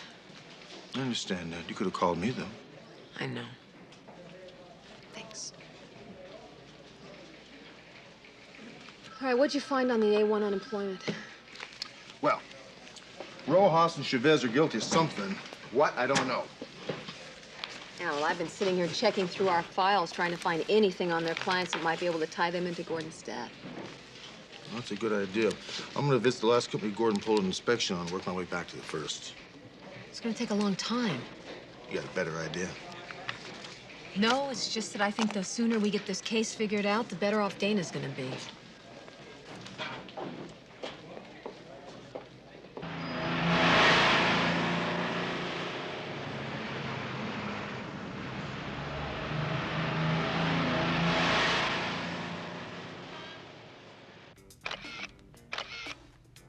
a little bit more to your left. Okay, back over. Now bend over. Give me that sexy, pouty look. Oh, wonderful. Okay, you're doing great, baby. The camera loves you, sweetheart. Okay, let me get these lights adjusted now. Mr. Fuller. Oh, Mr. Hunter. Right on time. Be right up.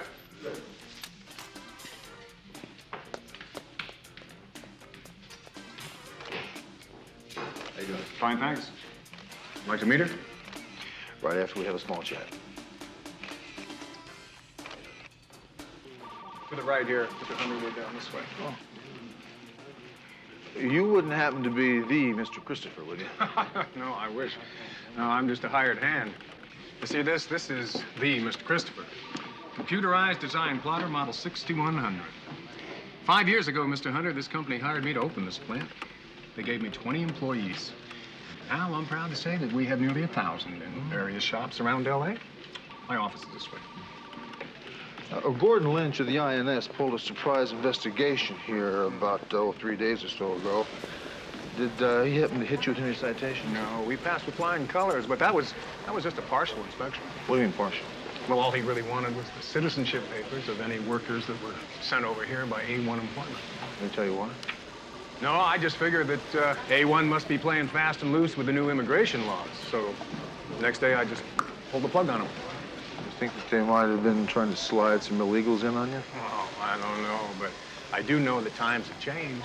In the old days, every rag manufacturer in L.A. used illegals, and if they were busted by the INS, so what? But it's different now. Employers can catch up to thousands of dollars in fines for each violation. We don't need that kind of grief. What did Chavez and Rojas think about that? They squawked loud. I just said, thank you very much, gentlemen, but no thanks.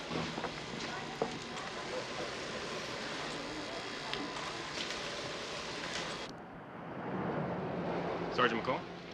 Yes. They told me at the desk that you're handling the Gordon Lynch murder investigation. Is that true? Yes, that's right. How can I help you? Well, I was working the night that Gordon Lynch was killed, and I responded to a call that I think you should know about.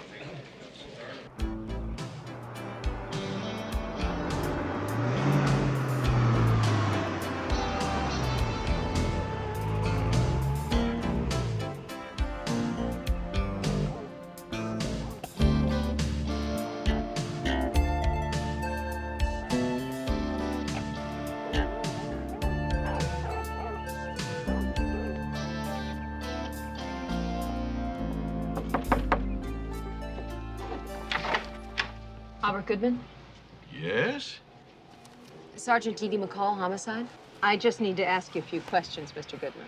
It's about the Lynches. Oh, yes, I heard about Mr. Lynch getting killed.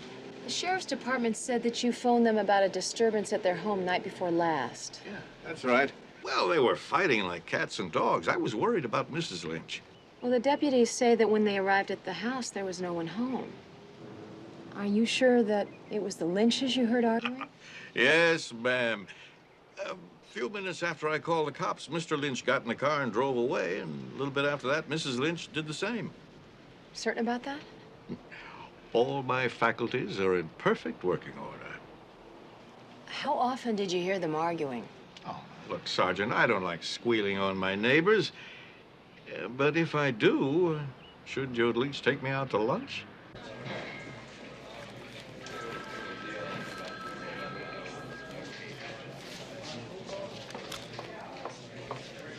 Hey, where you been? I called you an hour ago. Medical records. Been going over Dana Lynch's file. There are quite a few things she has not been telling us. Yeah, like what? Take a look at that.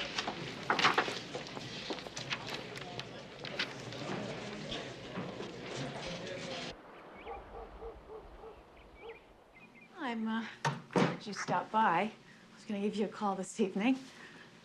Would you like a cup of coffee? Yeah, I would, thanks.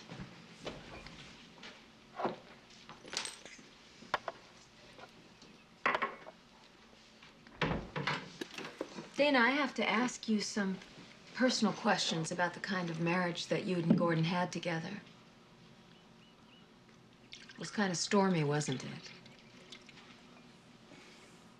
Gordon and I had spats, no different than anyone else.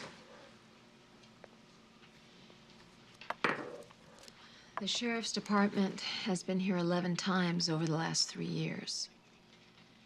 Your medical records show that you had a broken finger, 2 fractured ribs, scalp laceration requiring 12 stitches, and a broken nose.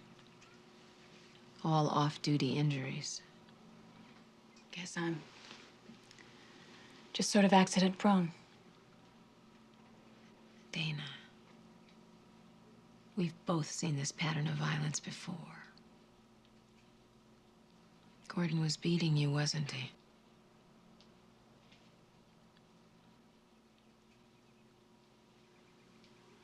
I'm sorry I didn't hear you. Yes. He beat me.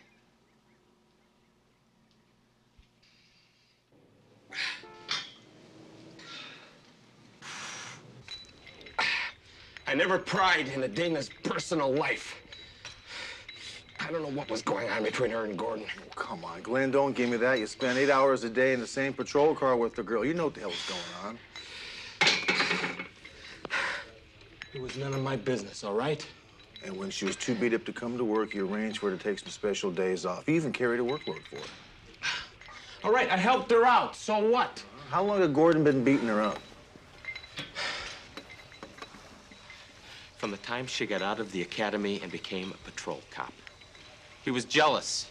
Tried to get into the department himself, and he failed. Took it out on her.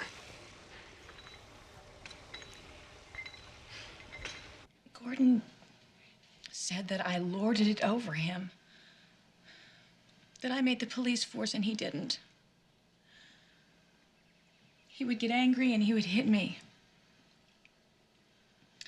Initially, I felt very guilty and confused, but then I realized that this was just an excuse. That he liked hurting me. Why didn't you leave him? I was afraid of what he might do to me.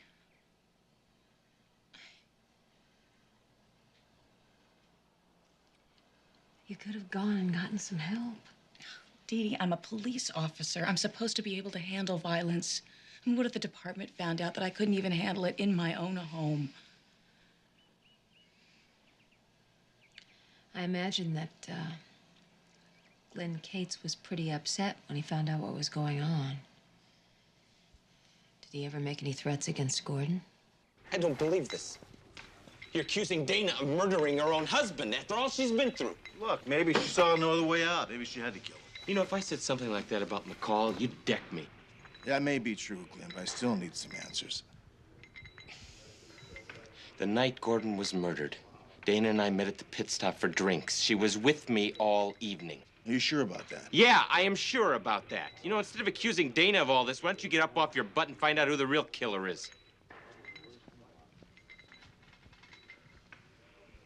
Glenn and I watched the Lakers-Warriors game together. We didn't leave the pit stop until almost 11. You know, we'll have to check that out. If you're covering for Glenn, we'll find out. Well, I'm not covering for him. Glenn didn't do it. Then who do you think did? I don't know. What are you asking me, Dee Dee? I haven't done anything. I'm telling you, there's nowhere to hide. I didn't count on nothing like this. 'Cause I'm scared! 'Cause I'm scared. That's why. Look, I'm going to the cops, and I'm gonna hope they believe me. What you do is your business. No, you listen. We're not partners anymore. From now on, it's every man for himself.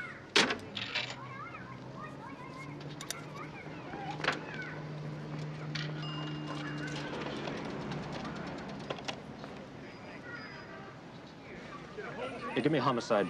Sergeant Hunter.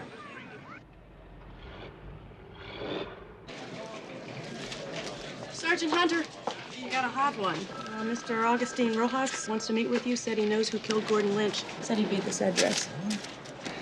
That is a hot one, thank you.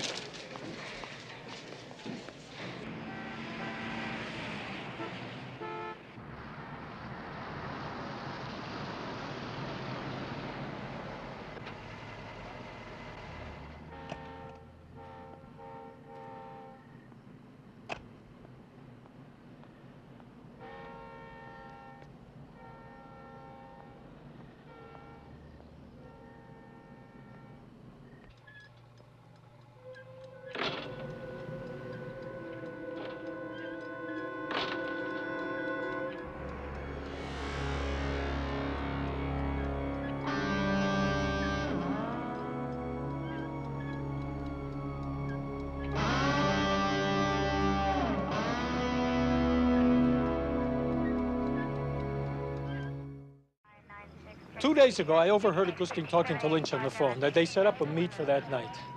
He was afraid that the killer had seen him. He got scared, so he took off. I think whoever killed Lynch did that. Yeah, who the hell is it, Chavez? Look, I swear to God, he didn't tell me. Look, I could be next. You gotta help me. I want police protection. You know what I'm gonna do? I'm gonna leave you out here on the street. I think you'll like it. Hunter! Have a good night.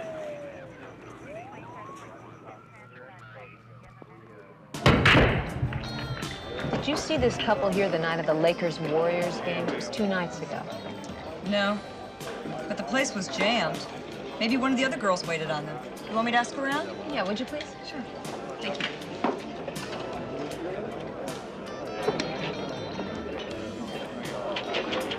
Dale Loomis, what are you doing in a bar without a woman? This is a first. Yeah, looks like my luck has changed. Sit down, McCall. I'll buy you a drink.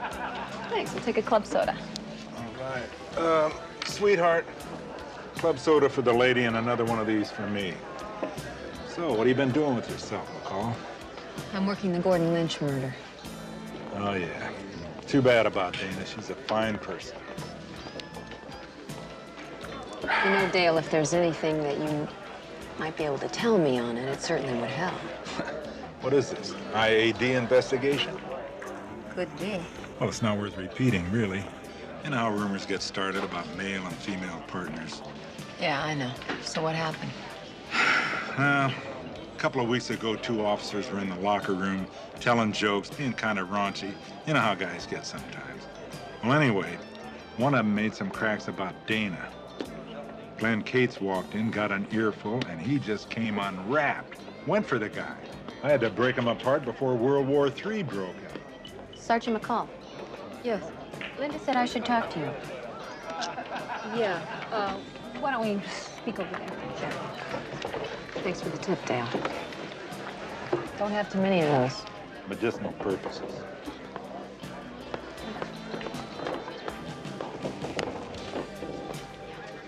I served these 2 a couple nights ago. They came in and sat and talked for a while. Man got up and walked out like he was really angry. Do you remember about what time it was when he left? Yeah, just before my shift ended. About 9 o'clock. Thanks. Sure. This case is going to IAD as of now. Charlie, don't do it now. You talk to Glenn. You talk to Dana. Now, it is obvious they conspired to cook up that phony alibi for Glenn. It is possible, just possible, that they also conspired to kill Gordon. Captain, I don't think Dana's a killer. Abused women do not usually turn the tables on their husbands and murder them. Well, that still leaves Glenn Cates, doesn't it? And there's no proof at all that he didn't do it. I'm telling you, if we don't move on this, and it turns out that either one of them are guilty, we're going to be up to our eyeballs in IAD investigations. I think you and I ought to talk to each one of them again. Yeah. Okay. But this time, they check out 100%, or we drop-kick the both of them into IAD's lap, and that's the end of that. I can't believe that Dana lied to me. Do you think that she and Glenn were in on Gordon's murder together? Look, you're unable to shake down Dana's story. I'm unable to shake down Kate's story, right? Right. They're partners. They're trying to protect each other. That's what you and I would do. I know that, but what if they're more than partners? What if they're lovers?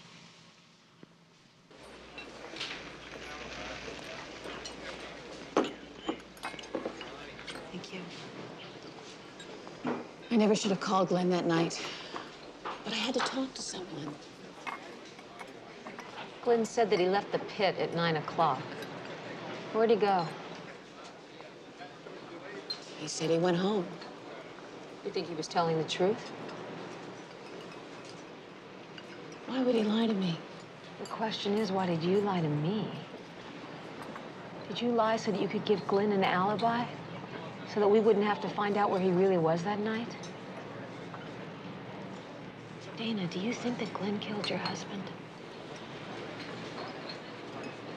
I don't know. Dee Dee, I just don't know.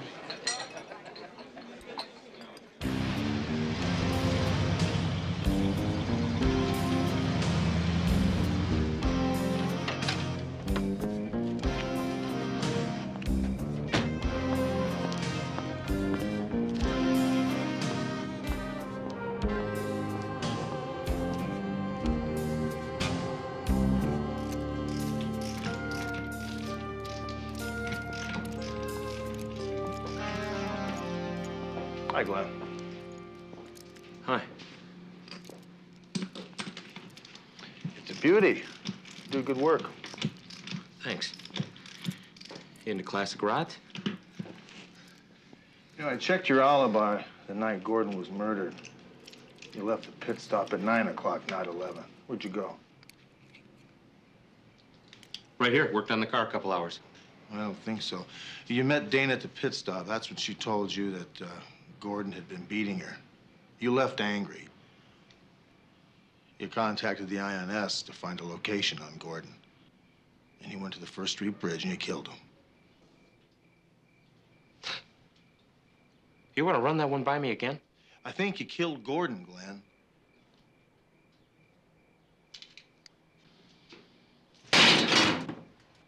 You're gonna be one righteous cop to walk up to a fellow officer and accuse him of crap like that. You having an affair with Dana? I wish. She could have done a whole lot better than Gordon Lynch. You know, I know what you're thinking. And you're right. Dana means a lot to me. But it's a one-way street. Always has been. You think it might have become a two-way street with Gordon out of the way, like killing him? I thought about it. In fact, I used to dream about killing him. I wish I had. But I didn't do it, and neither did Dana.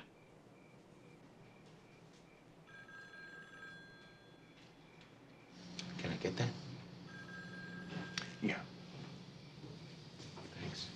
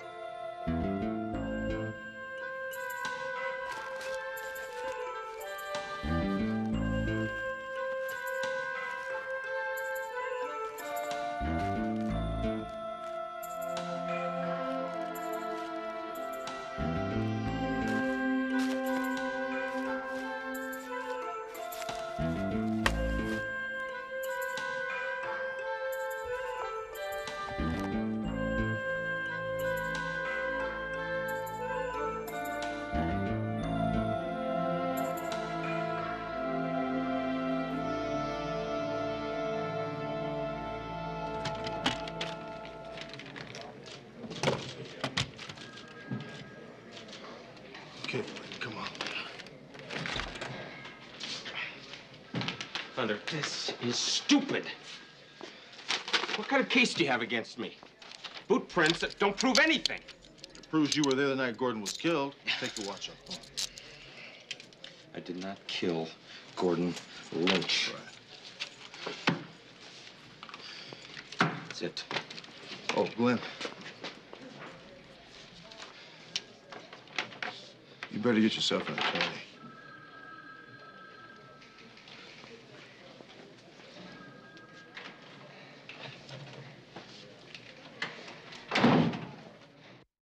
I didn't kill Gordon Lynch. Yeah, I saw him. We argued. That's all. He was alive when I left there. From there, I went back to the pit stop, but Dana was gone. The next day when I heard Gordon had been killed, I thought it might look like Dana had done it. So you lied to give Dana an alibi? Yeah, I wanted to protect her. I know that's wrong, but Dana is no killer. I also remembered something else that happened that night. Yeah, what's that? Gordon was there to meet someone. Maybe they killed him. What makes you think that? When I first approached Gordon, he couldn't see too well. It was dark, and he called out someone else's name.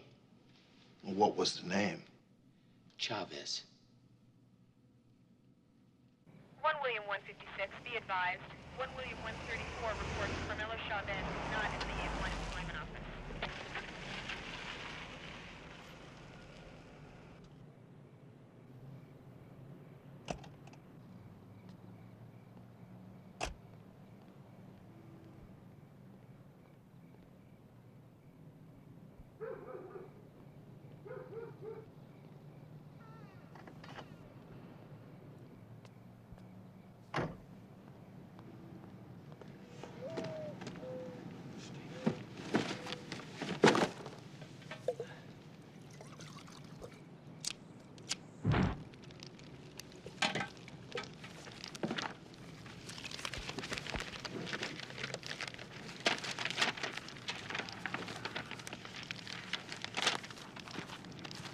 Just a second, Chavez.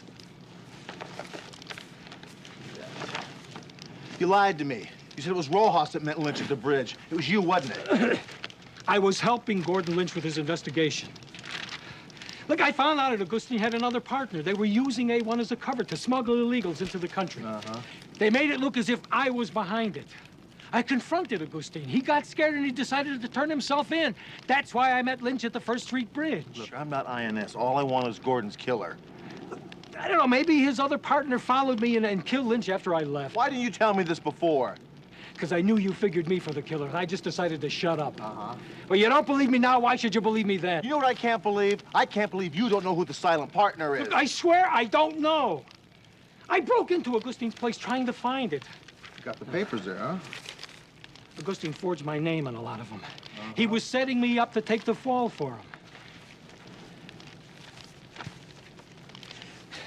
He was my best friend for years, and now he was trying to screw me over. Why? Money. Augustine Rojas brought in over $4 million, according to these books, in 36 months, and he split it with a partner. He kept hundreds and hundreds of accounts on workers, and I would bet that most of them were illegal aliens. He had to be funneling them through the garment district. Skimming checks, eh? Mm-hmm. He charged the going hourly rate for day labor, and he wound up taking half of it for himself. If these workers were illegals, there's no way that they could even file a complaint. Yeah, we still have no idea who Rojas' partner is either. None. I don't think it should be too hard to find out. Though we find out where these workers are employed, we'll find Rojas' partner. Yeah. See if you can find a Jesse Rodriguez and a Lupe De Leon in here. Who are they? Employees of the month. You know I have always cooperated with the INS, but this is getting to be a little ridiculous. Come on. 2 inspections in 1 week? Most of the workers Rojas was running tabs on are still here on the payroll. We also checked their citizenship papers. Some of the best forgeries I've ever seen. You know about this? No, of course I don't know about that. Is it all right if I take a look at this? Why, now look, it says right here.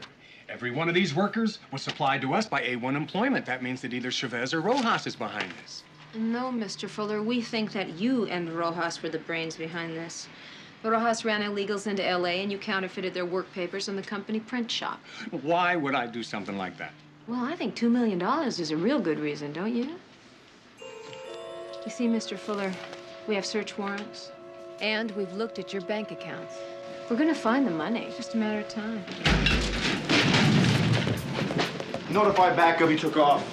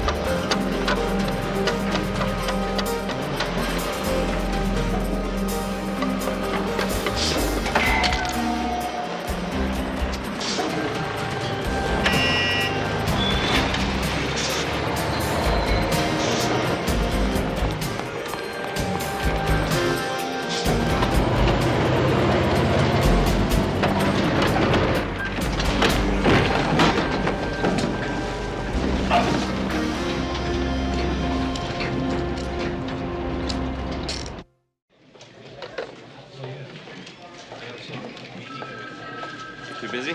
Hey, how you doing? Hi. Pretty good. We just came from the DA's office. He's going for 2 counts of murder 1 against Fuller. Good. We really appreciate your help. I just want to say thank you, Dee Dee. I couldn't have gotten through this without you. You're welcome. Funeral's tomorrow at noon. We'll be there.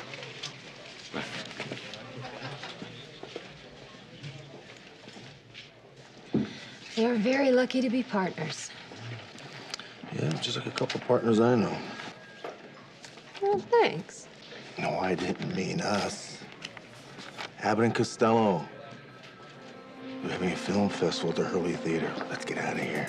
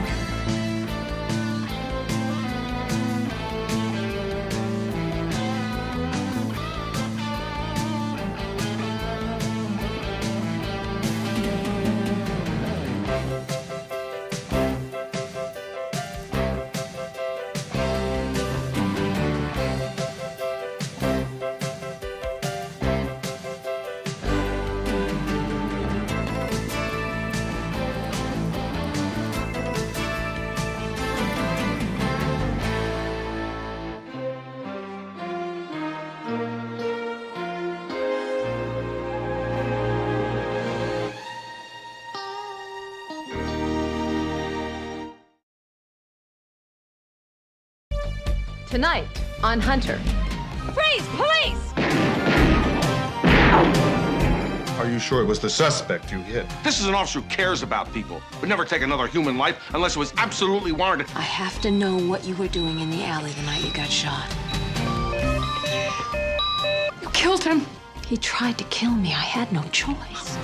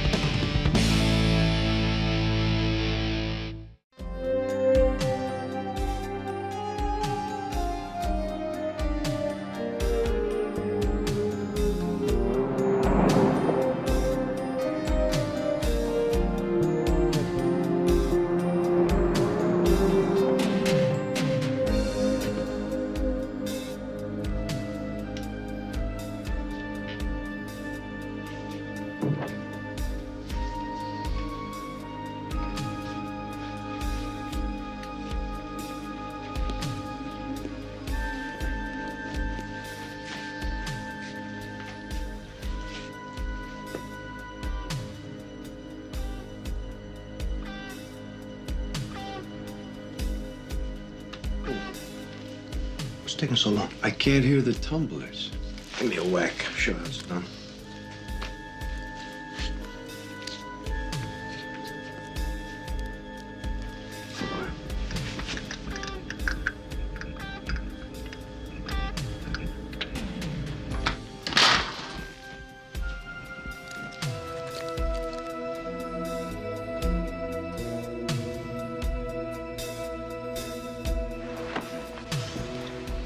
Make expenses.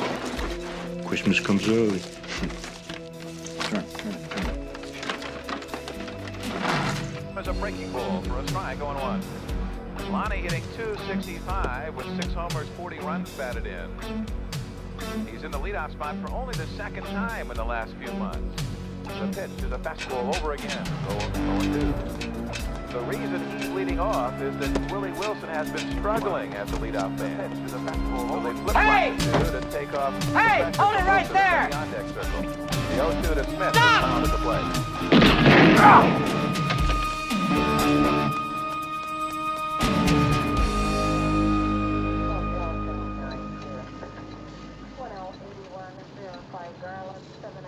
He shot the guard and ran down the alley. I'm sorry. That's all I saw.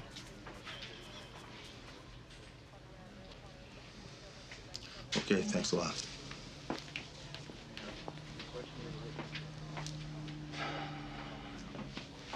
What'd the wit have to say? Well, not very much. 2 male Caucasians, medium height, medium build, dark clothes, both left on foot. You got your hands full, Hunter. Yeah. This is their third job, and they haven't left much in the way of evidence. Except all of their jobs involves places with the Security Pack 600 alarm system. It's a dinosaur, an open invitation to any burglar. Now, M.O. is coming through the roof like this, huh? Yeah. They rewire the alarm circuit on an air conditioning duct or air vent. It's the same M.O. every time. Yeah, well, except this time they killed somebody. Now, is any of the stuff they've taken over the last couple of jobs showing up on the streets anywhere? That's the crazy part. Nothing surfaced. The stuff's all small stones, 2 or 3 carats, easy to fence. Okay. Well, how soon can I have your case reports on my desk? You'll have them ASAP. Right. See you later. Good luck here.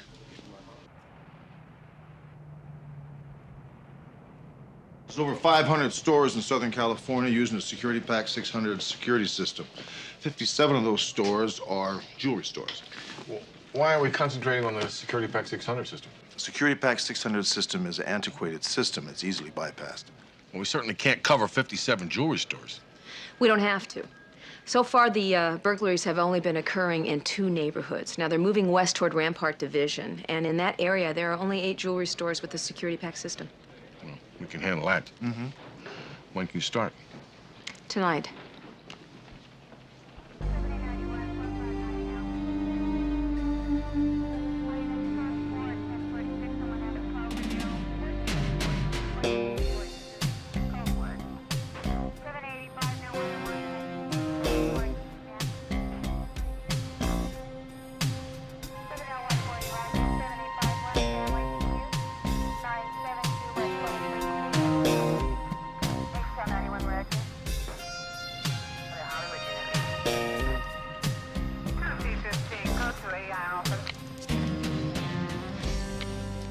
Hey, Ron.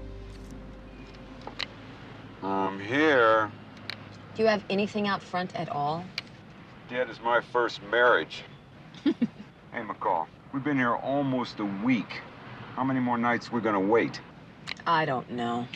Let me check with Hunter, see what's going on. 7891, 459 now. Hey, partner, come in. What's going down? Not a thing. What's up? Look, you know, there have been no shows all week. Maybe these guys folded up. What do you think? Well, their M.O. is anywhere from midnight to 6 a.m. I think we should hang loose and see what turns up. All right.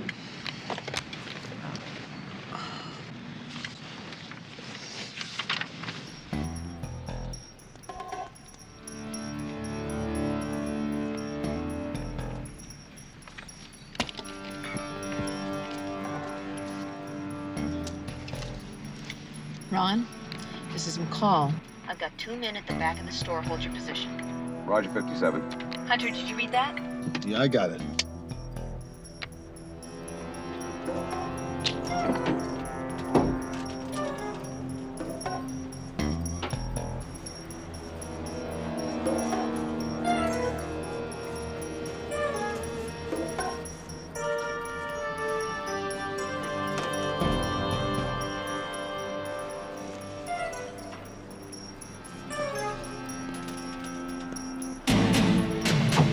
Freeze! Police! Get out of here. Come on. They're rabbiting. I'm going after them. I'll take the front.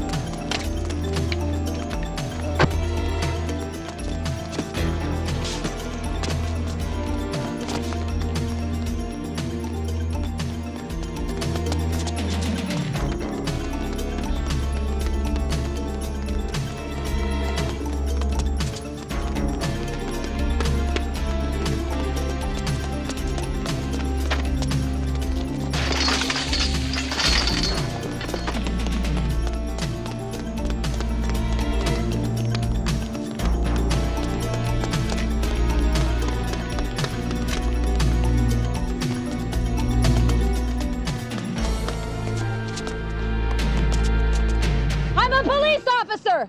Throw your gun out and come out where I can see you!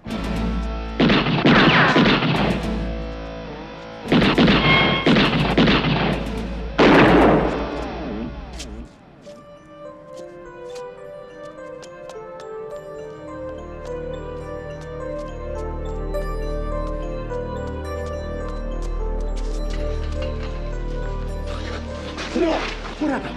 What happened? Oh, give me a shot. Okay. I'm hurt. All right, come on. I'm hurt.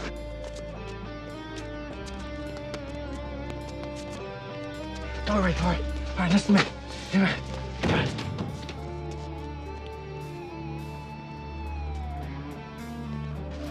You're gonna be okay. Remember what we talked about, huh? Remember what we talked about? We went over? No evidence? Give it to me. Yeah. Where's the key? Doc. Where's the key to the stash? In the box. Where? On my dresser. All right, buddy. All right, come here, buddy. You'll be all right. Shut up.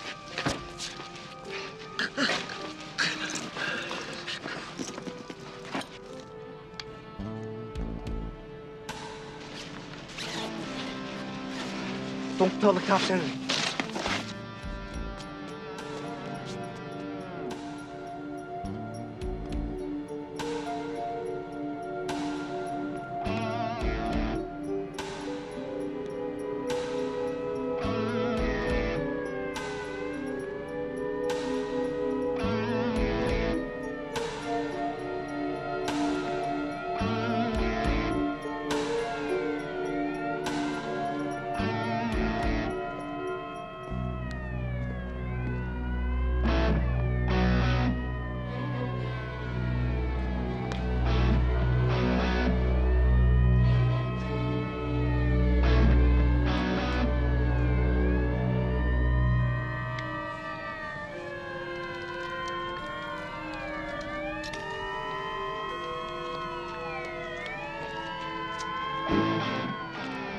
Better get to a radio and call for an ambulance. I wounded him.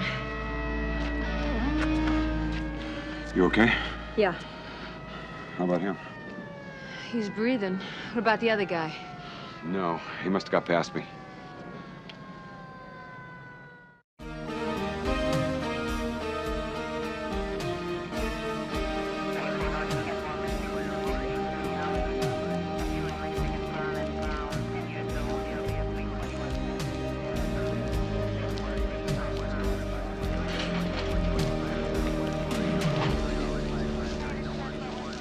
What we got?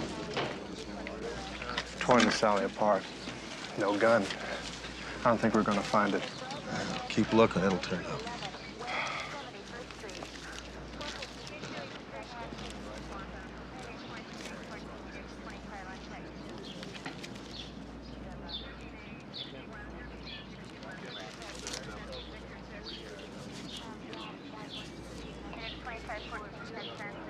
Look, Dykstra, I returned shots fired. Before you indict me, why don't we finish the search for the weapon first? Nobody's indicting you, McCall. Why don't you just cool down? Yeah, well, it's been a long night, you know? You say you shot the suspect about 60 yards up the alley? Right. How long did it take you to get to him? I don't know, a minute or less. Okay. We'll be in touch.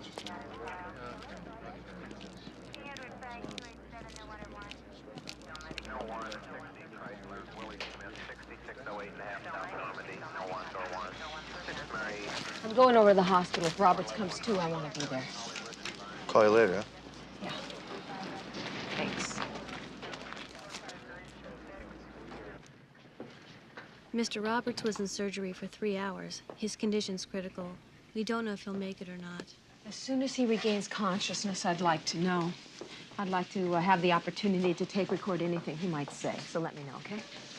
Excuse me, are you a police officer? Yes. Can I help you? Yes, my husband Doug was shot last night by an officer. You're Mrs. Roberts? Yes, Adele Roberts. Why was he shot? Yeah, your husband was involved in an attempted burglary of a jewelry store over on Hudson Street. That's not true. I mean, Doug hasn't done anything illegal in his life. Do you have any idea why he was in the area last night? No, he went to a hockey game with some friends from work. I mean, they probably went out for a drink afterwards. Doug is not a criminal. I mean, he hasn't done anything wrong. Mrs. Roberts, your husband took several shots at me. He tried to kill me. You shot Doug? I'm afraid he didn't give me any choice. How could he have shot at you? He doesn't even own a gun. You have made a terrible mistake. Dr. Elias to emergency room stat.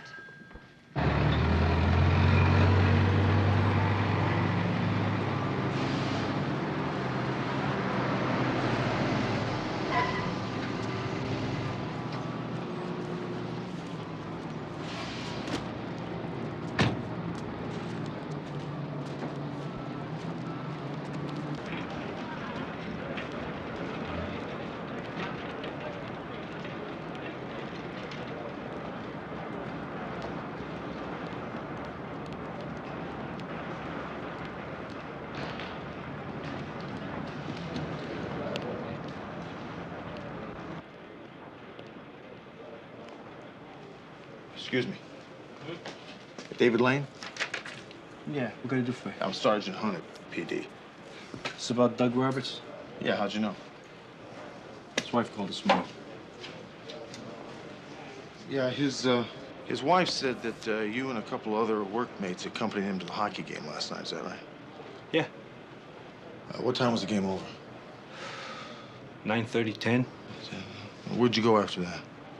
We had a few bars. All of you? Yeah, Doug left early, though. He said he had to get home. And what time was that? 1. No, 12:30. 12:30? Yeah. Also, he had his own car?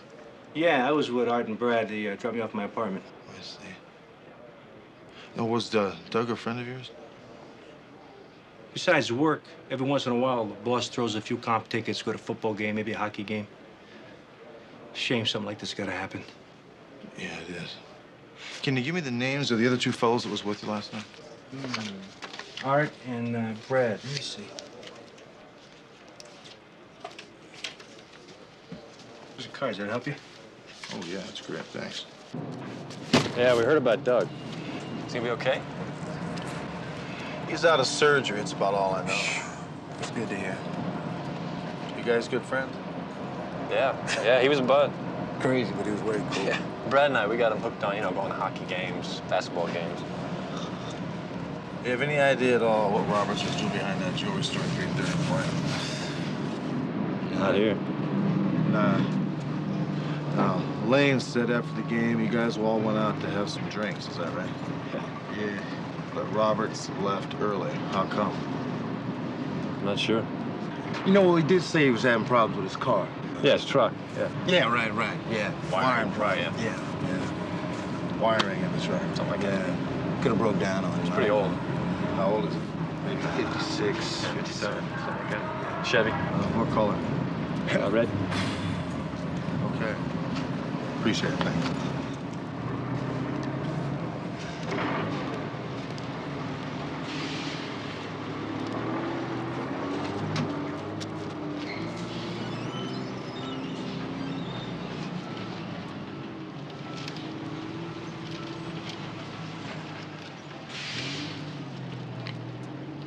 William 56. Run the following names through CIC, please. Roger, go ahead. David J. Lane, as it sounds. Art B. Jardine, Jardine. Brad G. Ellman, Ellman. I identified myself as a police officer, and he fired at me. How many shots did the suspect fire? 7. How many shots did you fire? 1. I hit the suspect in the upper chest. Are you sure? Yes, when I found him, he had a bullet wound in his chest. No. I meant, are you sure it was the suspect you hit? Yes, I'm positive. What were the lighting conditions in the alley?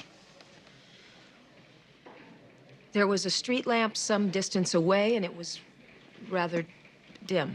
So you could clearly see the suspect's face. No, he was in silhouette. then you can't be 100% sure that it was the suspect you were firing at. He was shooting at me. I saw the flash from his gun. I returned fire. But when you found the man you shot, he wasn't even armed. He wasn't even dressed the same as when you first observed him. How do you explain that? You saw that alley. There's hundreds of places where you could stash a gun and clothing. An army of cops couldn't come up with anything. Okay, let's ask ourselves how a severely wounded man travels 60 yards and hides a gun, a jacket, and a pair of gloves so we can't find them, all in less than a minute? Roberts had a partner. Maybe the partner circled around. He found Roberts wounded. He took his gun and his clothing. Look, Sergeant, we would like to believe you. But our problem is we need physical evidence to support that story. And right now, it doesn't look so good.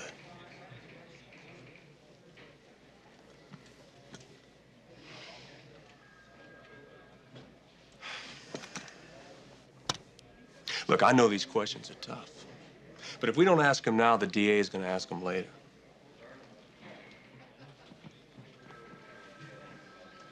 Yeah, I know.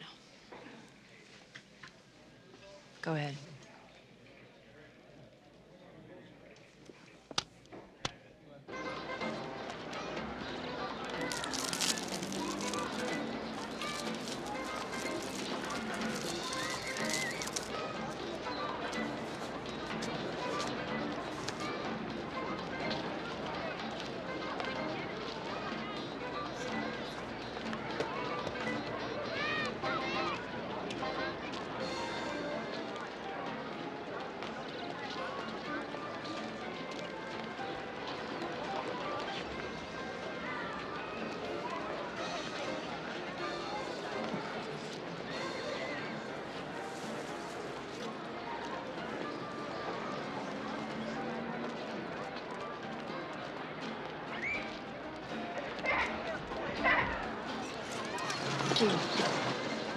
Find anything interesting?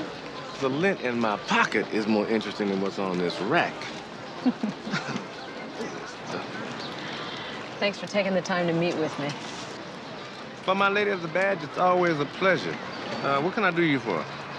I'm looking for a fence who may have moved some jewelry. How much? I'd say close to $1 million, taken right out of the jewelry cases of 3 different stores. What kind of time frame we're working with? Oh, listen, you know, the deal, I needed it yesterday, as soon as possible. Well, okay, well, I will start spinning around to see what I can find. Uh-oh. Right after I purchase this little beauty here. What is that, an armadillo or a rat? I think it's quite obvious, Sergeant. Only to your eyes. Thanks for your help. Yeah, me too. Later. 1 William 157, respond.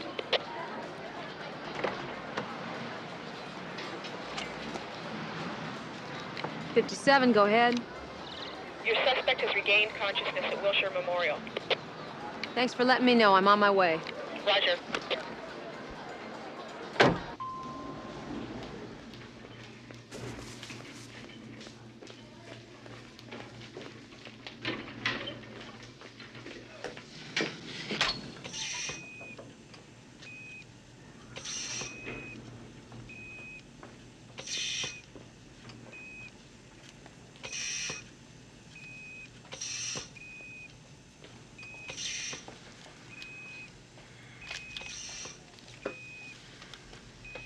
Mr. Roberts, can you hear me? What are you doing? Leave him alone. Haven't you done enough already? Mrs. Roberts, I'm sorry. I have to speak with your husband. Mr. Roberts? I'm a police officer. I have to know what you were doing in the alley the night you got shot. Were you breaking into the jewelry store?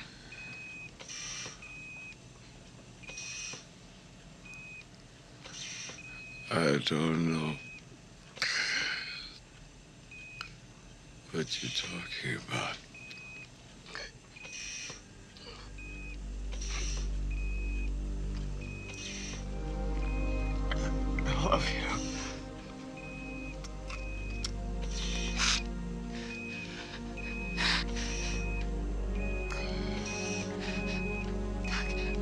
Doug. Doug.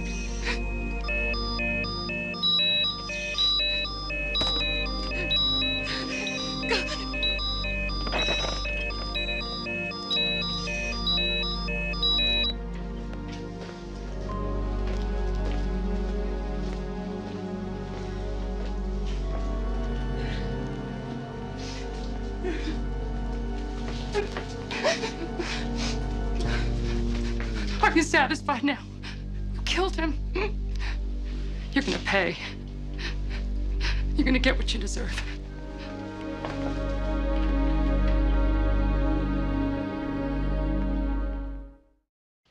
Now, Sergeant McCall was in the south part of the alley and you were in front of the jewelry store, is that correct? That's right. And when Sergeant McCall radioed saying the suspects were fleeing, what did you do? I ran to the north entrance of the alley and I started to search the area.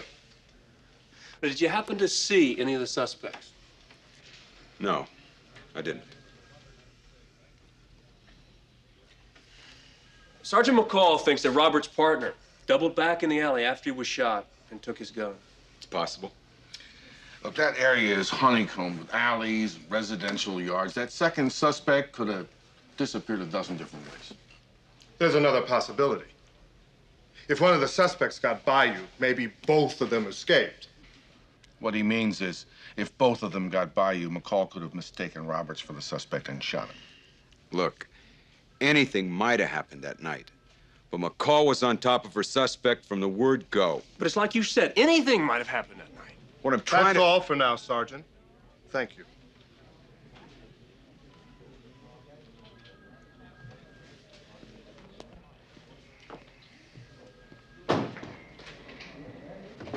What are you planning on calling this report? Getting McCall? You spent all your time trying to poke holes in her story. Didn't it ever occur to you she might be right? That's exactly why we have to cover every angle of this thing. Good, because there are a couple of angles I think you're missing. What about her performance record, for starters? This is not some trigger-happy cop we're talking about. This is an officer who cares about people, would never take another human life unless it was absolutely warranted. And let me tell you something else. I think this guy, Roberts, is as dirty as it gets. You better cool down, Captain, because this is not a personal thing. I take it personally. McCall is one of the best officers I have ever worked with. This department needs more officers like her. I understand your concern for Sergeant McCall, and I respect that. But we didn't ask for this assignment. But now that it's ours, you damn well better believe we're going to do the investigation our way. Because if we don't, this whole thing is going to look like one big departmental whitewash. And I don't think you want that. You know, I really don't care what it looks like. Whitewash or not, I just care that the truth gets out. And I want the good in with the bad. Oh, you're going to get that. I promise you. Captain.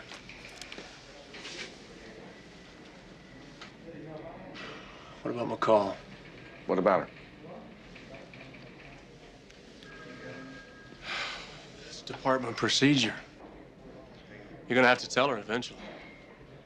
I know my job.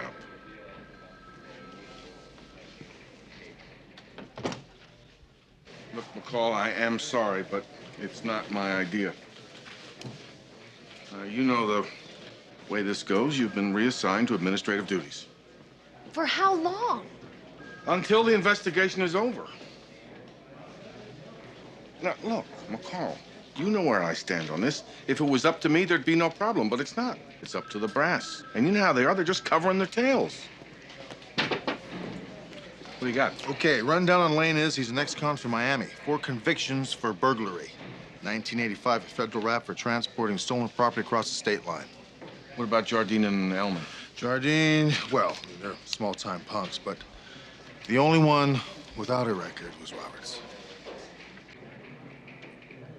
Well, I think we got probable cause. I want these people put on 24-hour surveillance. I want you to look into their phone records. As a matter of fact, call Ed Fowler down at the DA's office. Explain the situation to him. He's the best guy I know for getting a subpoena on short notice. If there were 4 of them, then how come only 2 pulled the job?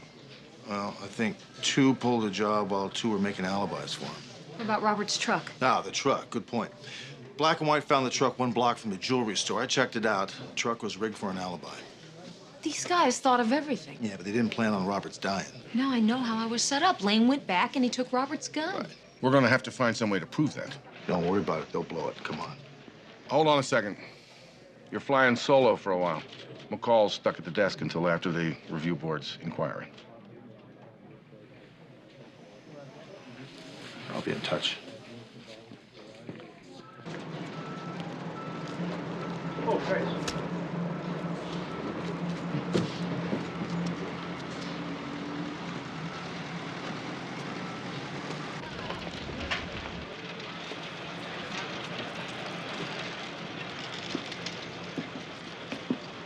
You think Roberts told the cops about us before he died? You should have never let him stash the stuff. How many times I gotta tell you? One guy reduces the risk of exposure. But a security locker, I mean, why a security locker? Because there's a lot of people out there who steal things. The only thing I didn't figure on was Roberts getting killed. Hey, no big deal, right? We just going in there and get the stuff, right? It's a security locker. You know what that means? I need Robert's key. Well, did he tell you where he put it? Yeah. He's got a stash at his house. Oh, great, great. So we just go to Robert's place and ask his old lady if we can pick it up, huh? No thanks. I'll take care of it. I'm the best, right? Lighten up, don't worry.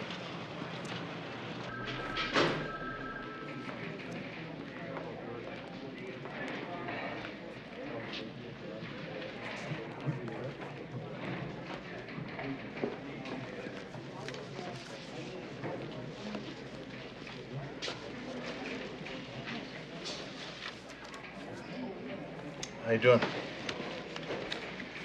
Been better.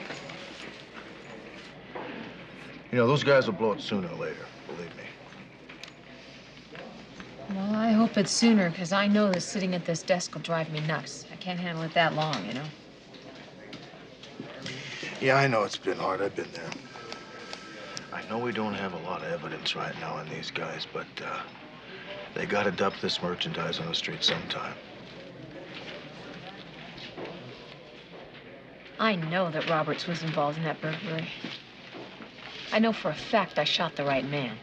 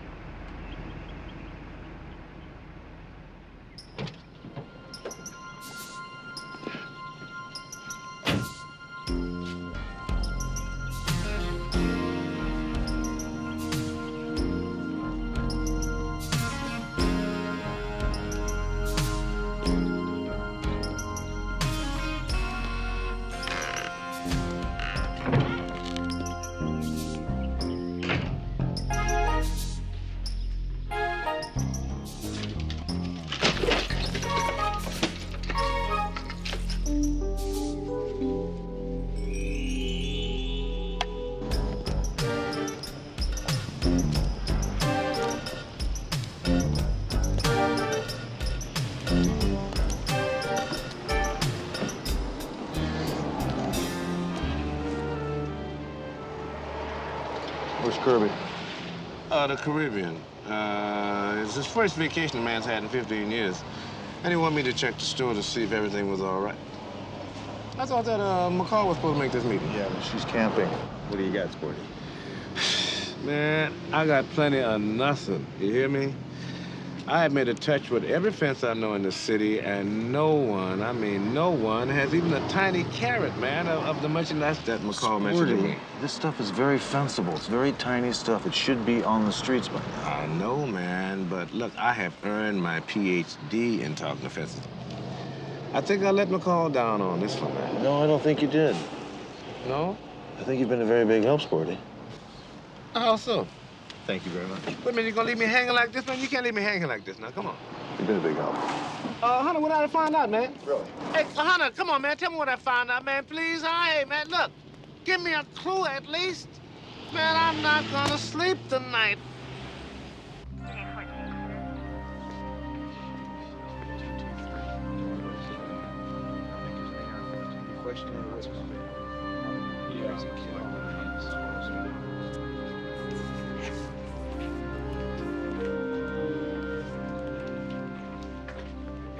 Mrs. Roberts? Yeah. What do you want? I know this is a very difficult time for you, but I have to know more about your husband. What do you want me to tell you? About the burglaries he committed? The jewelry he stole? The money? Is that what you're hoping for? Well, he didn't do any of those things. Doug was a fine man. I mean, he never hurt anybody. You took him away from me. And I can never forgive you for that. He tried to kill me. I had no choice. Get out.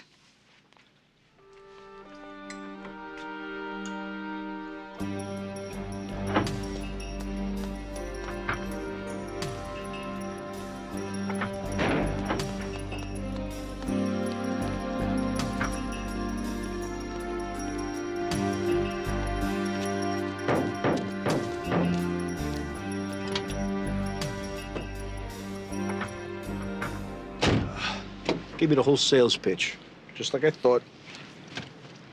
Need an ID badge with a picture on it before they give anyone access to the security vaults. We risked our necks for that stuff. Now we can't even touch it. Hey, we're not blowing off $1 million. Hey, that's not a bread box like those jewelry stores. They had more protecting that place than a security pack 600. Doesn't mean it can't be had. All we gotta do is get inside. I see the ID card. Hey, how are we gonna fix this? Easy. Take his picture, put it on the ID badge.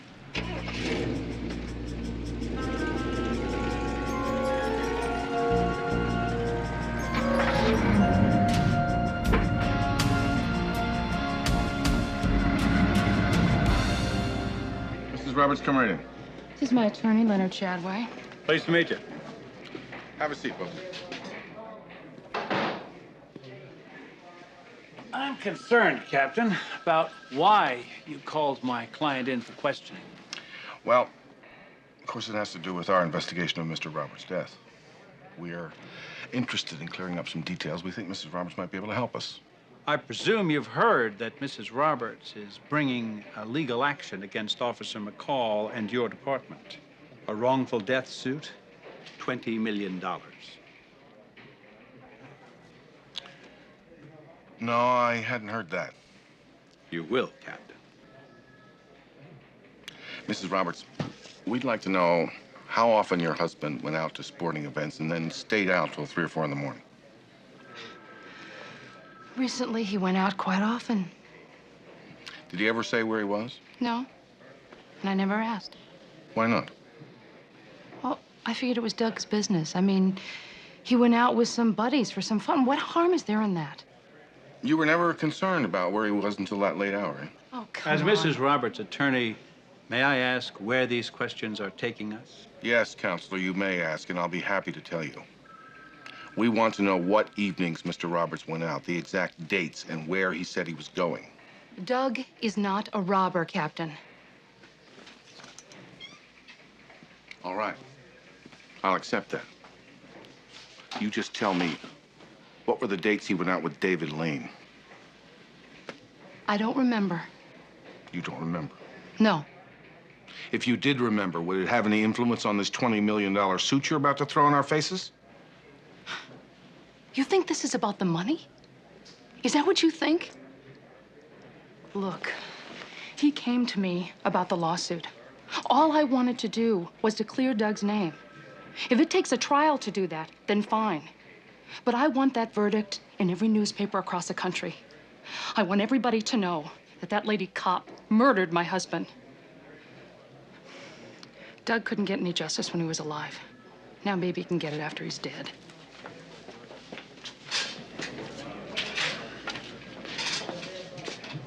Guess there's nothing left to say except see you in court. If you do, tell your client to bring her memory with her.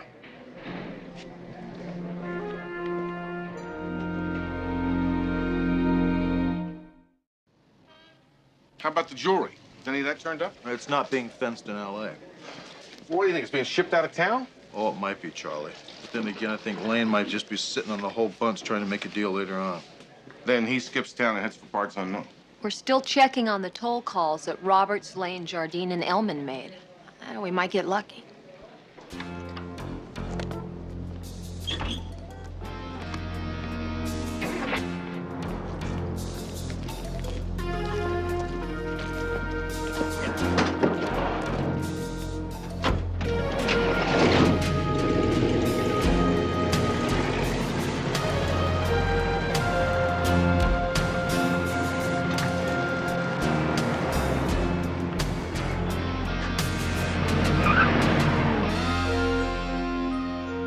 You sure about that?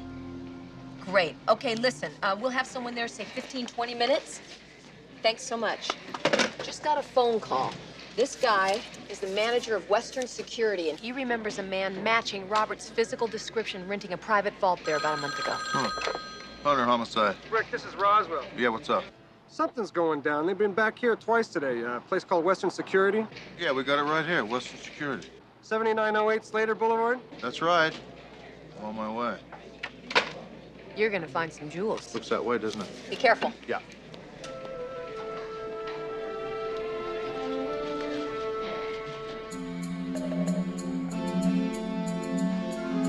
Excuse me.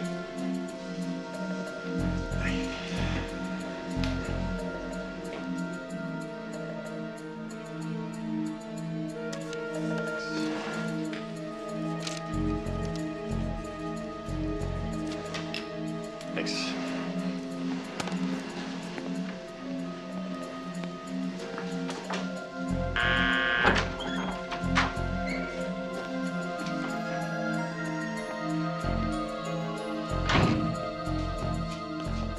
I tell you guys it worked like a charm, huh? 211, 212. Come on. Come on. Almost there. Home run.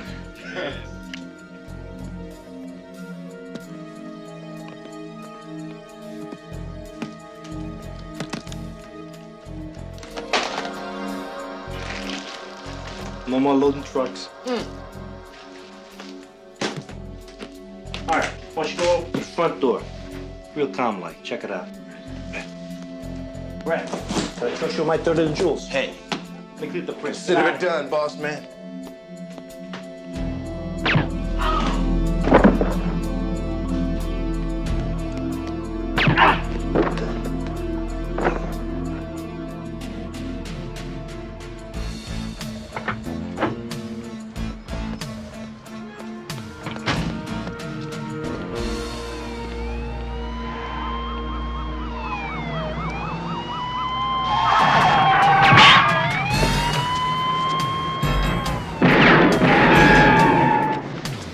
William H., shots fired. We need a backup now.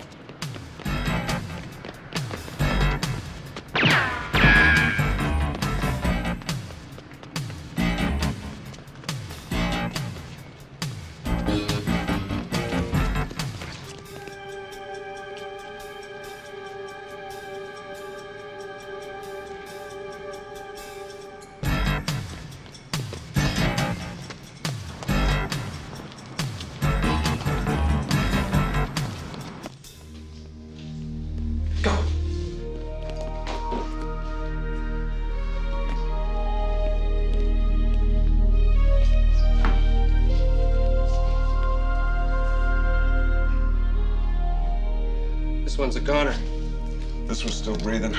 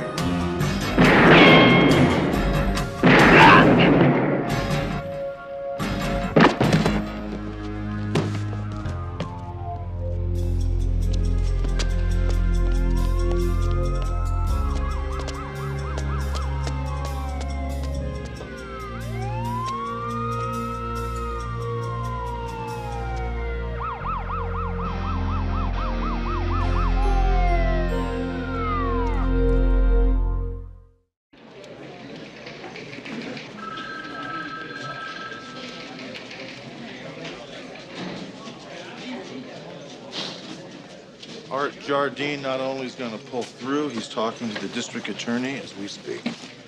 Finally, good news. Well, just got off the phone with the chief. Congratulations, you're back on full duty. All right. Thanks, Charlie. Thanks for standing behind me, too. Anytime. So, have you been thinking about how you're going to thank me?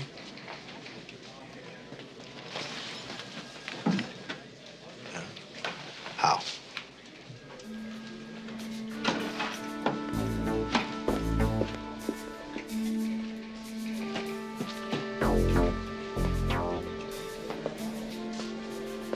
You know, after all these years, this could happen.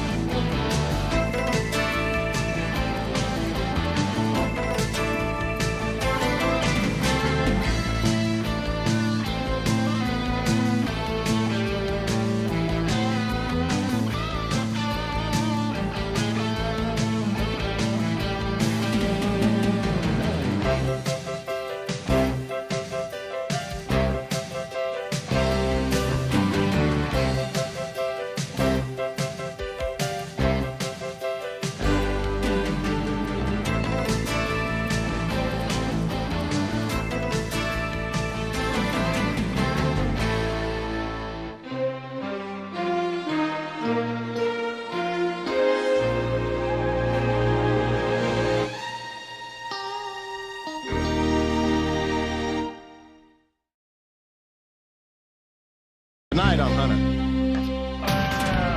All the burns on the body were not caused by the fire. Torture. Somebody nosing into our case again? Yeah, I don't like it. Where is Tingo Chavez? He's a man who's going to make you very rich. So we got a $2 million puzzle, and we're missing some pieces. One of my couriers is an informant. Take me to Becky right now. If I had 20 cops down here, beating the bushes looking for her, in 2 hours I'd hear it on the nightly news. What the hell I am doing? I shot him.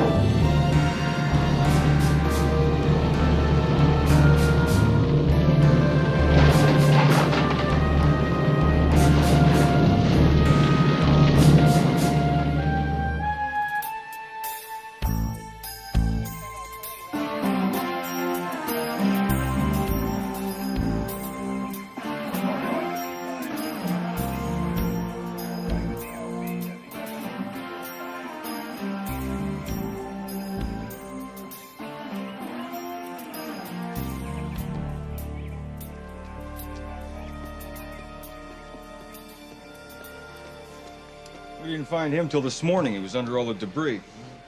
Does this fire tie in with the one Monday on 34th Street? Yeah, I think so. So does your boss. This place has got the same burn pattern as the first place. Low charring.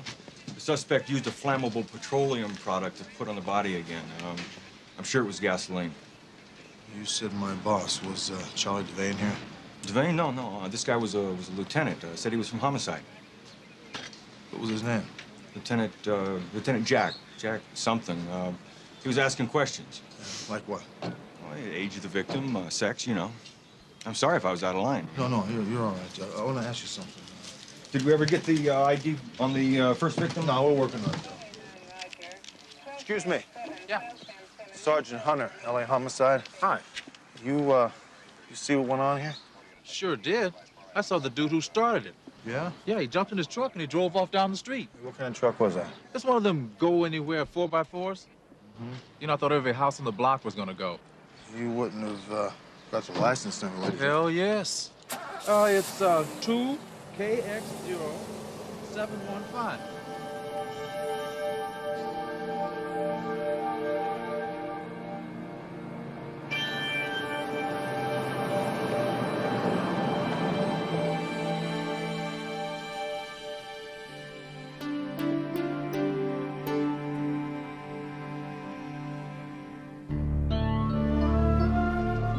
Welcome to the Regency, Miss Baca.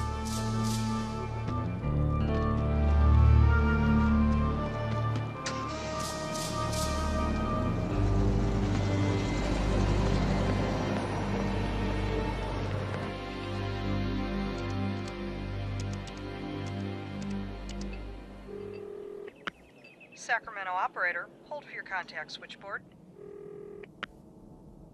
Switchboard. I'd like to get in touch with Jack Chance immediately, please. I'll have to patch you through. Patch me. Please hold. He's on assignment in L.A. Tell him it's Becky. Ringing now. Yeah, Jack Chance here. Hold for Becky. Put her on. I gotta talk to her right now. Come on now! Who you're calling? Oh, you. We were a little early, and I wanted to find out if the car was on the way. Becky hung up. Get her back! It's a long lines call. I'll try. What are you doing here, Tingo? I thought you'd just send the limo for me. Mr. Sherman's very impressed with your work. He wants to meet you, Becky. And just who is Mr. Sherman? He's a man who's going to make you very rich.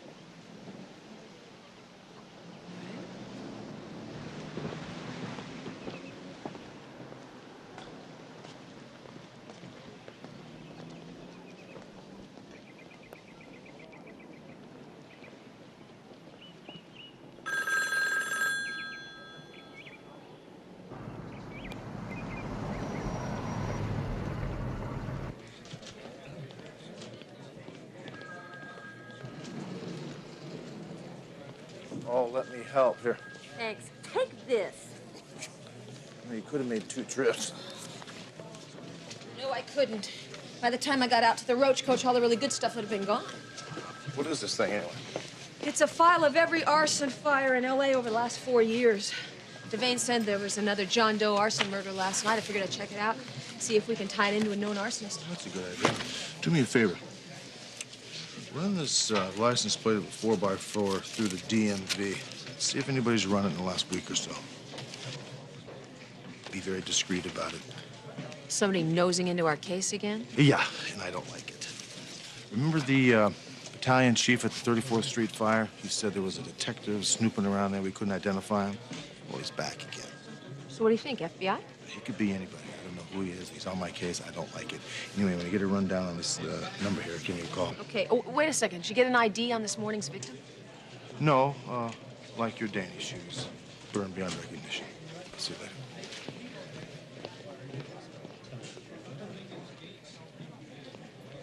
Yeah, Tony, are you sure about that? All right, good. Well, listen, I do appreciate the effort, thanks. Robbery, homicide's a negative. What about the major crime unit? No, I saw Captain Casey at a retirement dinner last night. I think he would have mentioned it. What makes you so sure this is a cop? Maybe it's just the firebug getting his kicks. No. According to the arson investigators at the scene, Our boy has been asking some very specific and technical questions. He's legit, all right. All right, well, I'll call the feds. Maybe they've got somebody working down there. Here's the postmortem on John Doe number 2. He was bound to a chair. Like John Doe number 1, he was also shot once in the back of the head. Very interesting on page 2 there. All the burns on the body were not caused by the fire. Preliminary investigation says maybe high voltage electricity. Torture? Wasn't that fast? I'll say. The 4x4 is registered to a Henry Granado, 11921 Wilshire Avenue. I checked. It's a condo. The car has been run twice. 2 weeks ago by the county clerk's office. That usually means they're prepping a repossession. Who ran it the second time? I don't know. Somebody in Sacramento this morning, 0900. But who in Sacramento? The computer refused to ID the requesting agency. What? Now, that doesn't happen very often. I don't like that. I'm gonna make some calls. Did you match Granado's car to a driver's license? Yeah, they're correlating the registration address to licensed drivers. There's 13 Henry Granados in the state. Got the pictures on the way by laser fax. Good. I think what we should do is get a search warrant for Granado's condominium. I'll go out and sit on it until you show up. Sounds good.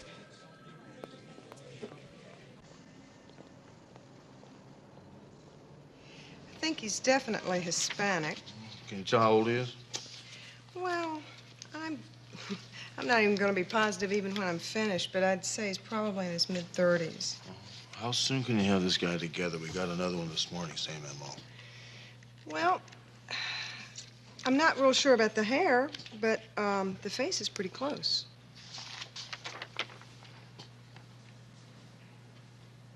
Henry Granado. That was fast. How'd you manage to do that so quickly? Well, the killer drove Granado's 4x4 to the scene of the second murder. Well, I think you ought to tell that to the lieutenant. He certainly didn't seem to know that this morning. Let me ask you a question. Can you tell me what this lieutenant looked like? Yeah. Let me draw it.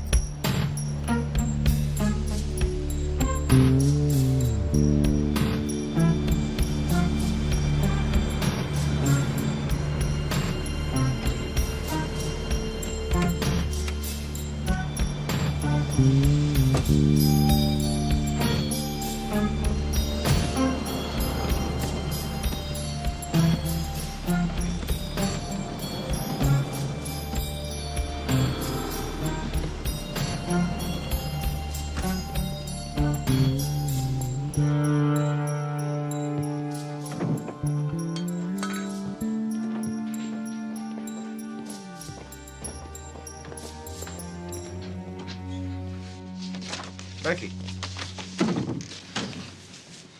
I'm Philip Sherman. How did your trip go? It went fine. I prefer flying, but I understand the concern. This is a little too risky right now with the feds watching all the airports now, isn't it? Dingo. Any chance you were tailed? Absolutely none. Good. Should be 2.5 million. It's all there. Oh, I'm sure it is. But we'll count it anyway. You see, Becky, we've been experiencing sort of a cash flow problem on the East Coast. I'd like to get your input, if you don't mind, on what we could do to protect ourselves against any future interruptions. You'll have to be a little more specific, Mr. Sherman. I don't... Of course.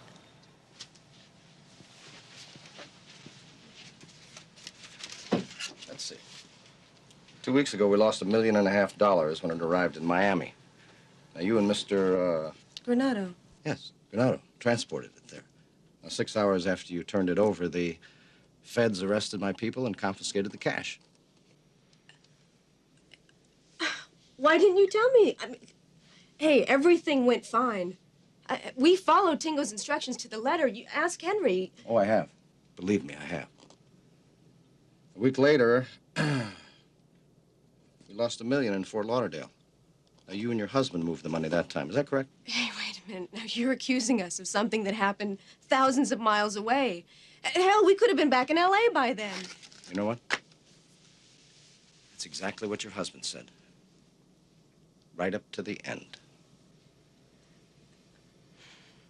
Oh, what's going on here? That's what I'm trying to find out. Oh, I know one thing for sure. One of my couriers is an informant. Well, maybe more than one. Now, Henry and your husband both denied working for the law. You're the only one left to question.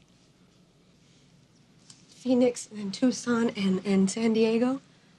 I was wondering why you had me on the road for 6 days. You were keeping me tied down.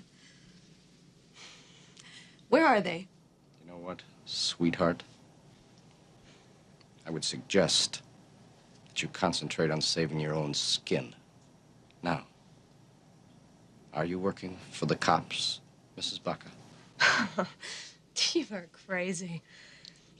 I'm leaving now, and I would suggest you do nothing to stop me. Never gets easy. Does it, Tingo?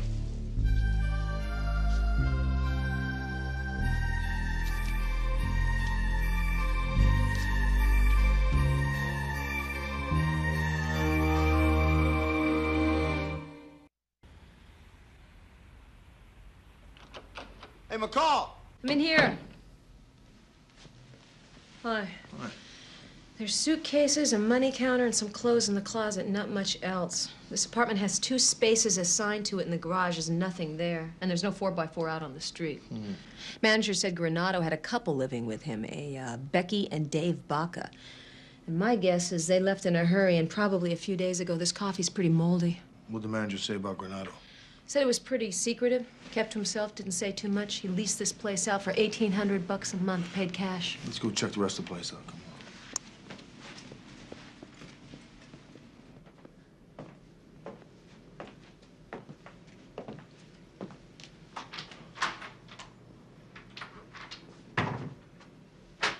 Okay, let's see what we got here.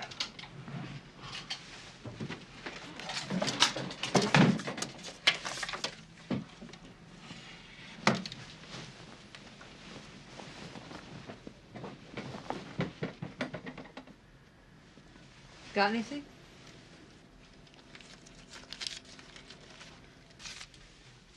Well, I don't know. You tell me. What is this? Oh, boy. Wow. What do you think, it was the SNL scare? I don't know, but this stuff's real.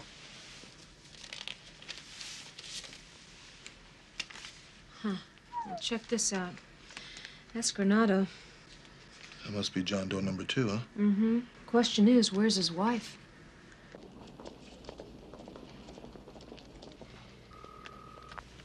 Yeah, Sherman.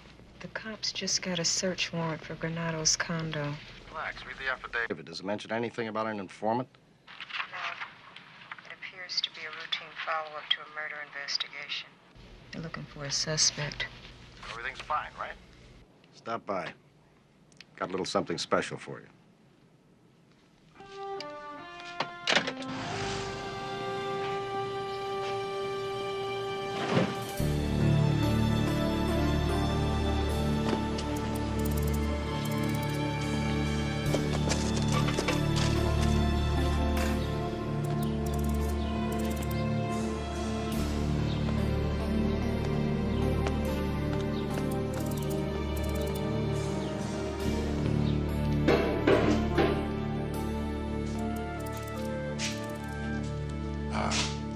You seen Tingo Chavez around here today? We open at 5. Well, listen, you could help me out here. I mean, Tingo, he owes me a few bucks, and if you could point me in the right direction, I could make it worth your while, you know? Look, geezer, hit the bricks running before I tear your head off. Now, why don't we just start all over again? Where is Tingo Chavez? This is it, pal. Hey, what do I know? He blows in and out of here like the wind. Where does he live? I don't know. My mother's eyes. This could be the end of the ride. So you think this over real careful. Who does he answer to? The owner. Sherman, Philip Sherman. And where's he? How the hell do I know?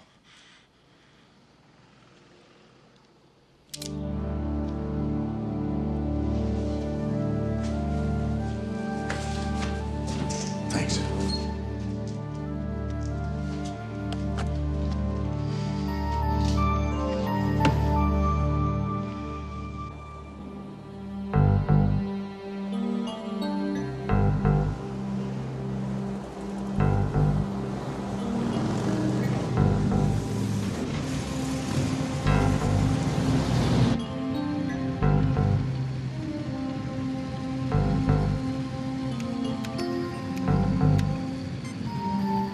Bingo. Go around the block. We got a felony 1 in that 4x.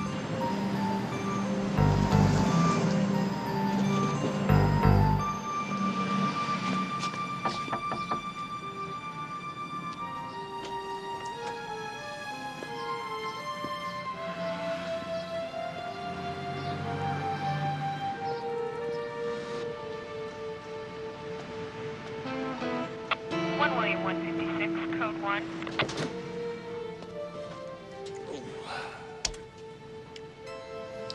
William 156, go. 156, need 1 Adam 9, code 2, 6th and Alvarado, regarding your 187 vehicle. Yeah, 56, roger.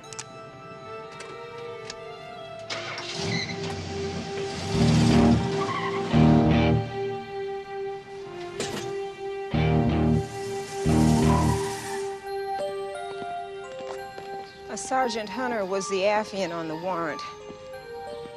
Is there any indication that Grenada was working for the cops? No, nothing that I saw. Look harder. Monitor their entire investigation. I'll buy anything you can get.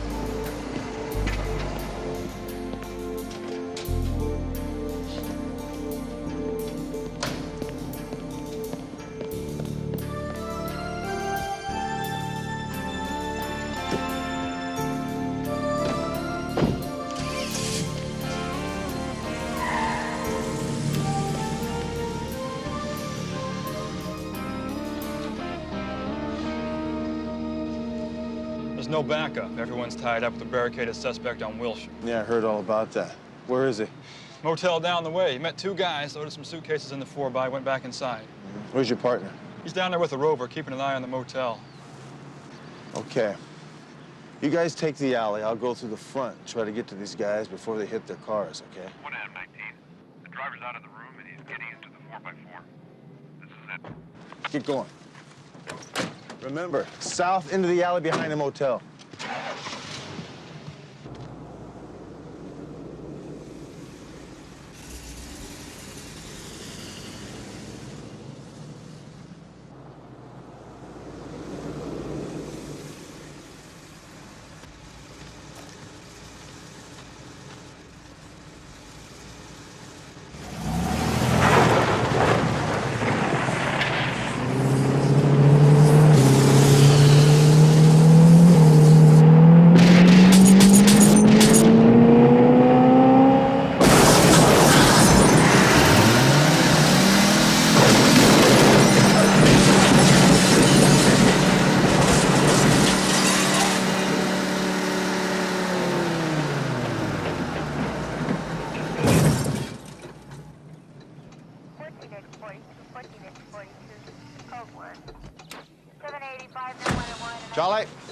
What do we got? Did you get an ID on him? No idea as of yet, but I want to show you something. Come here.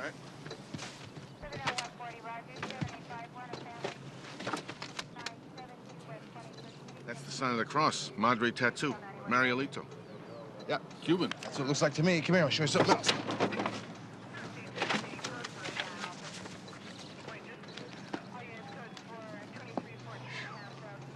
Must be more than $1 million there. Yeah. Drug money? Well, I'd say if it is drug money, it's being laundered.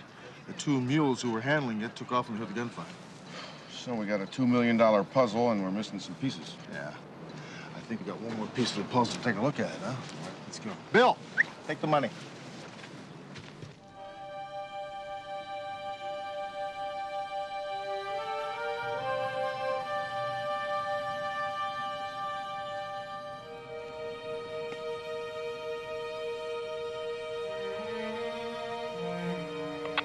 All units in the vicinity in 1 Adam 19, shots fired. 11921 Wilshire Boulevard, Penthouse Suite. 1 Adam 19, code 2.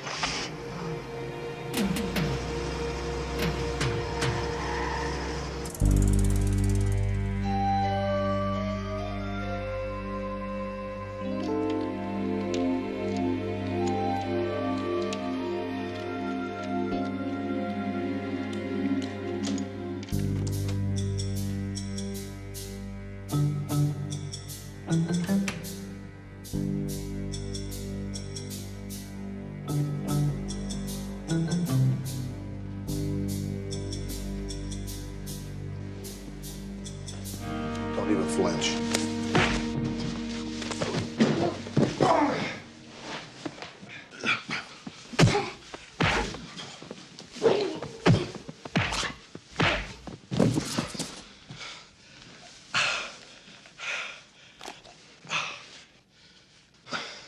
Don't even think about that. Yeah. Jack Chance, Sacramento PD. Okay, Lieutenant.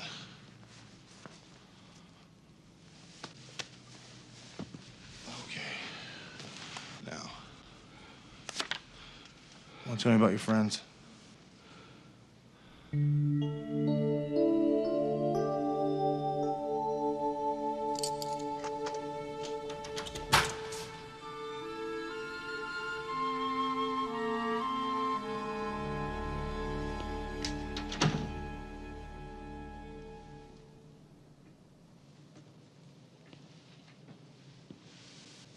We shouldn't have left you this long.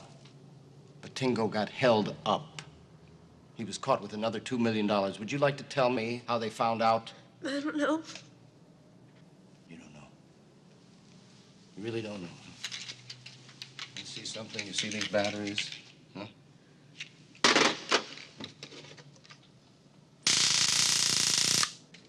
I can do this as long as I have to. You can't. Now tell me. You're working for the cops. And I'll make it go real quick for you after that.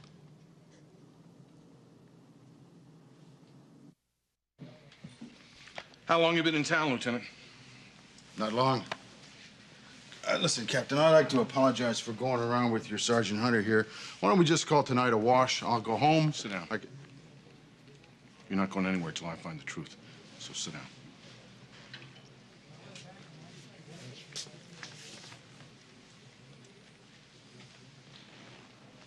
And I'm not buying your I'm down here looking for a fugitive crap either.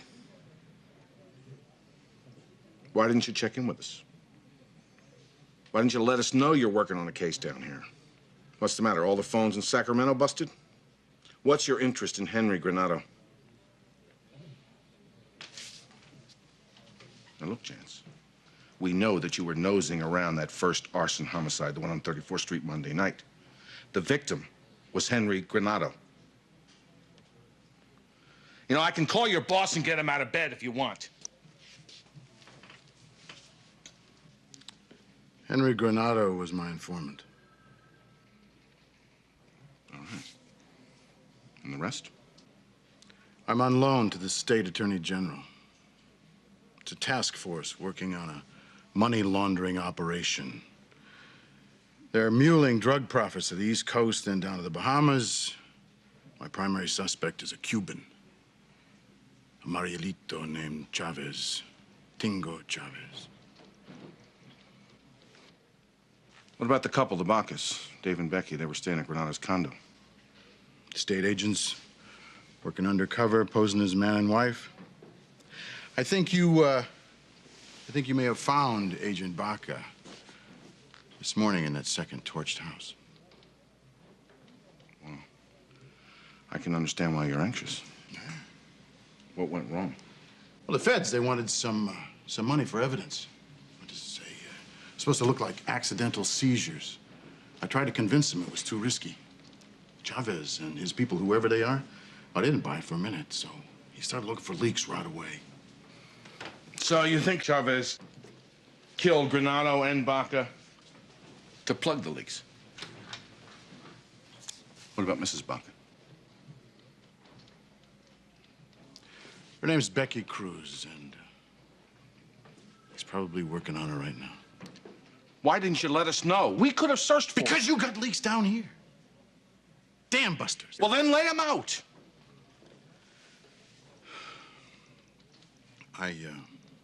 I ran some phone calls, a couple of license plates. Chavez found out, and that's when everything went to hell. So you can understand why it is I'm not too interested in you messing around with my case.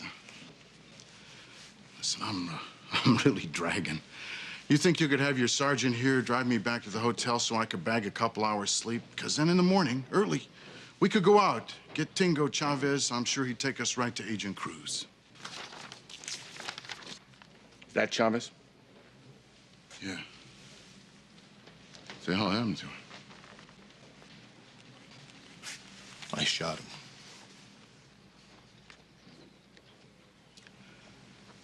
You big dumb bastard.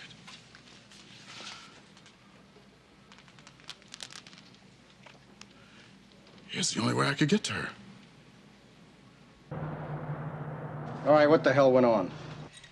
Look, it was an accident. The cops spotted his car at the motel. It was an accident. It was no accident. They were looking for that car. Damn fool should have burned it. He should have listened to me. All right. Is there any indication at all that they know about me? None. Can't you find out? Can I find out?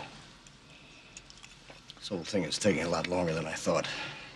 Now with Tingo dead, I gotta do every little damn thing by myself. Now I need all the help I can get. I want you to be extra vigilant for the next couple of days. You understand?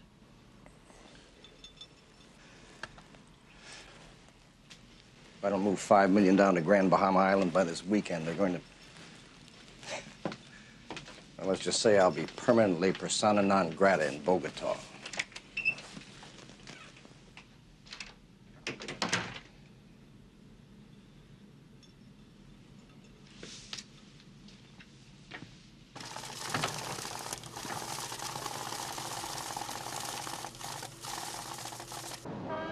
$154.830 megahertz.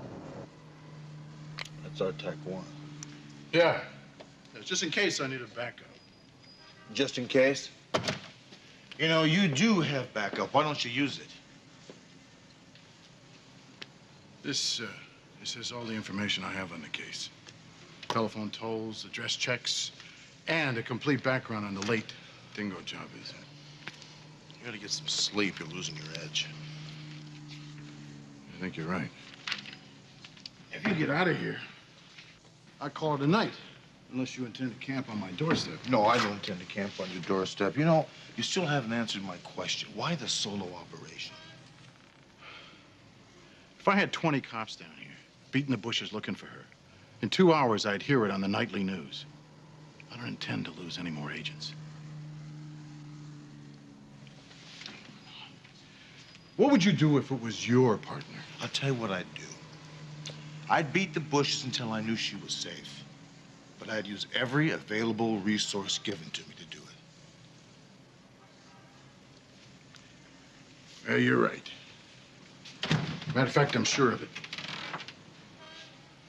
losing my edge. Better get some sleep. I'll pick you up at 0700. 0700.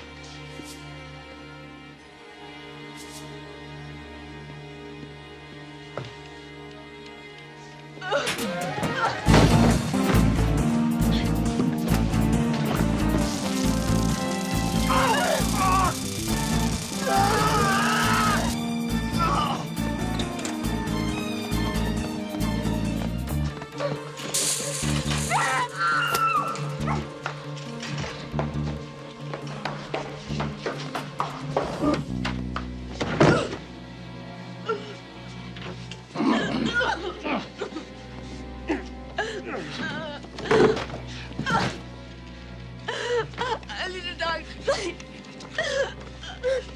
Doctor. As soon as I get my 5 minutes, I bring him home. Huh?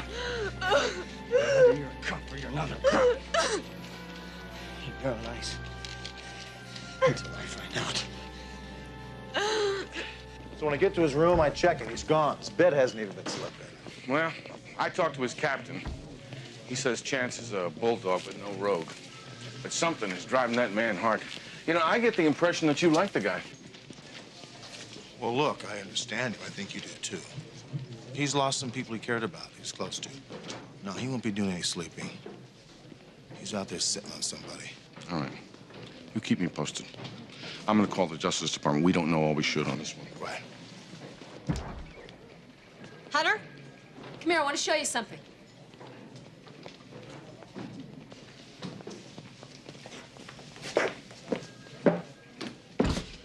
Yes. What is that? A telephone toll analysis. Agrusa over in narcotics took the toll records from Chance's file and he read them through the NIN computer. Check it out. This is what he's got. You mean every drug connection in California has been calling the El Papagayo? Exactly. It's owned by Philip Sherman. Agrusa says that they've had a lot of rumbles on him in the past. And by the way, I checked on Granado's car. For whatever reason, the county clerk's office ran a DMV check. It wasn't for a repo. One owner, and he paid cash. County clerk's office, huh? And you know who issues search warrants for telephone records. County clerk's office.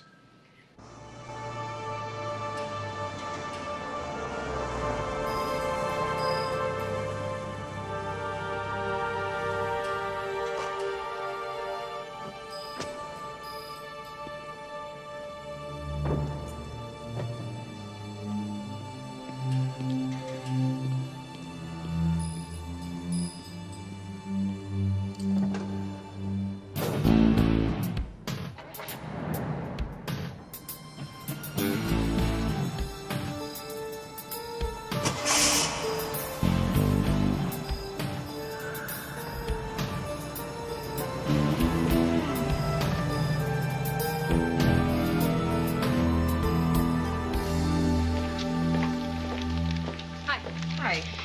I'd like a number on that warrant, please.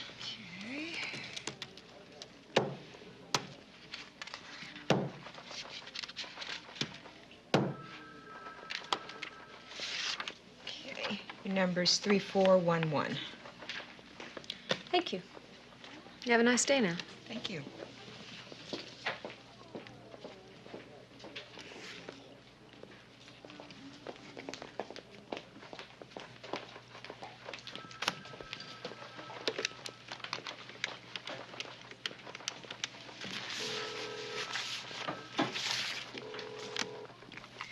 Mr. Sherman, please.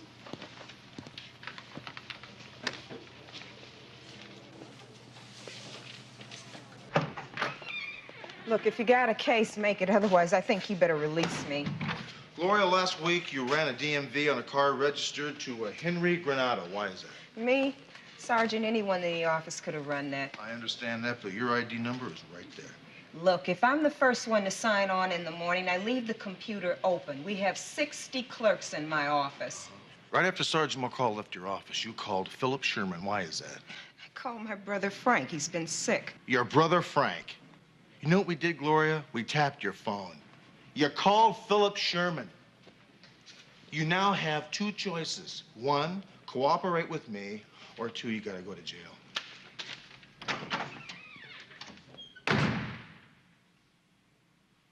All right, these are the routes I want you guys to follow, all right? Also want a woman in every car. Understand? Every car. Makes it look better. And no one, this includes you, Ricky, no one exceeds the speed limit. You also got false identification papers in there just in case. Yeah, Sherman. Wait, ho. When did all this happen? They just left. The cops searched Chavez's place. Apparently, he kept a diary. It implicates you in 2 murders. Okay, read me the entire affidavit.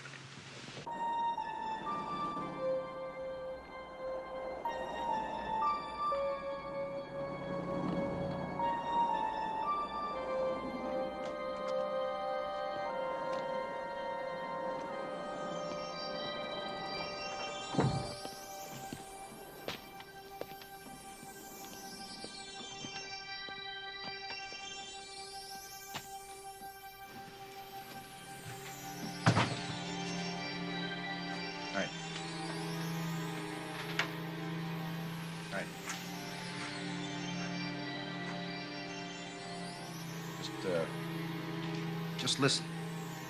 You gotta try to get a hold of that diary somehow, because that's the only thing that connects me with him. Sherman, everybody just keep your hands right on that table. Now, why don't you just put that phone down and slide out of here? Because we're leaving right now. Have a squad car meet me at 4311 Ventura Boulevard, Code 2, hot shot, and then lock her up. You got it, Sergeant. Get on the floor! Come on. Who the hell are you? What? Just take me to her, okay? Crazy? Take you to who? All right. Just relax. Oh, relax. Just relax. Huh? You remember me, Geezo? Drop it and drop it!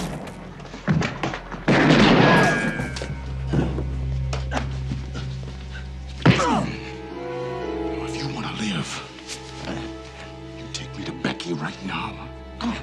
Come on.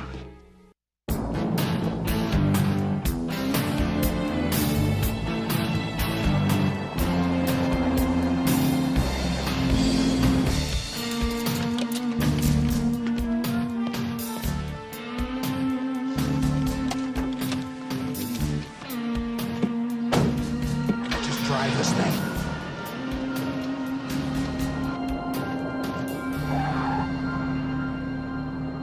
This is Adam 11. Can you have William 56 meet me on an open tack? Thanks. I want to explain. Colombians have a representative down here. His name is Diego Chavez. He's the one that called all the shots. In fact, he's the one that picked up Granado and the Bacas. Yeah, I mean, you know those cocaine cowboys. Violence is the solution to all the problems, right? I want you to believe me. I tried to prevent it. I didn't... How much further is it? All units on TAP 1 standby. We have a tactical emergency. Air 9, roger. He's making a left turn on Franklin. Roger, Air 9. It's flown out of Miami twice a month. $10 million laundered through a bank in Grand Bahama, run by a Brit, Ralph Pennington. And the connection is a Colombian businessman who lives in Miami. And I'll testify to that. That's what you want, isn't it? Huh? Then you can take everyone in.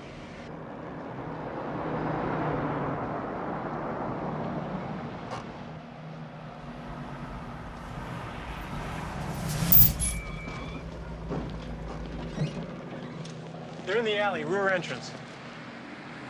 Okay, you guys watch the front. I'll go around the back.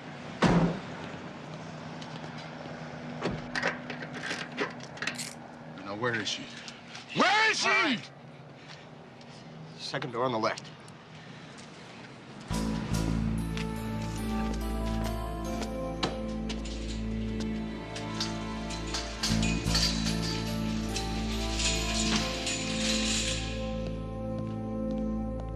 Becky!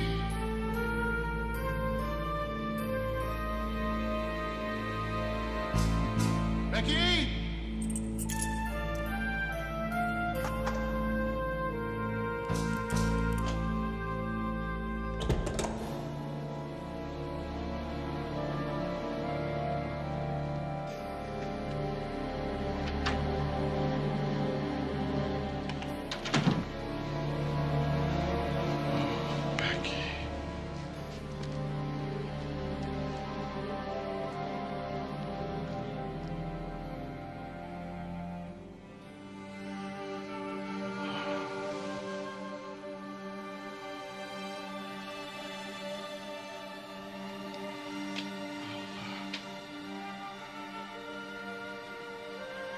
It'll be all right.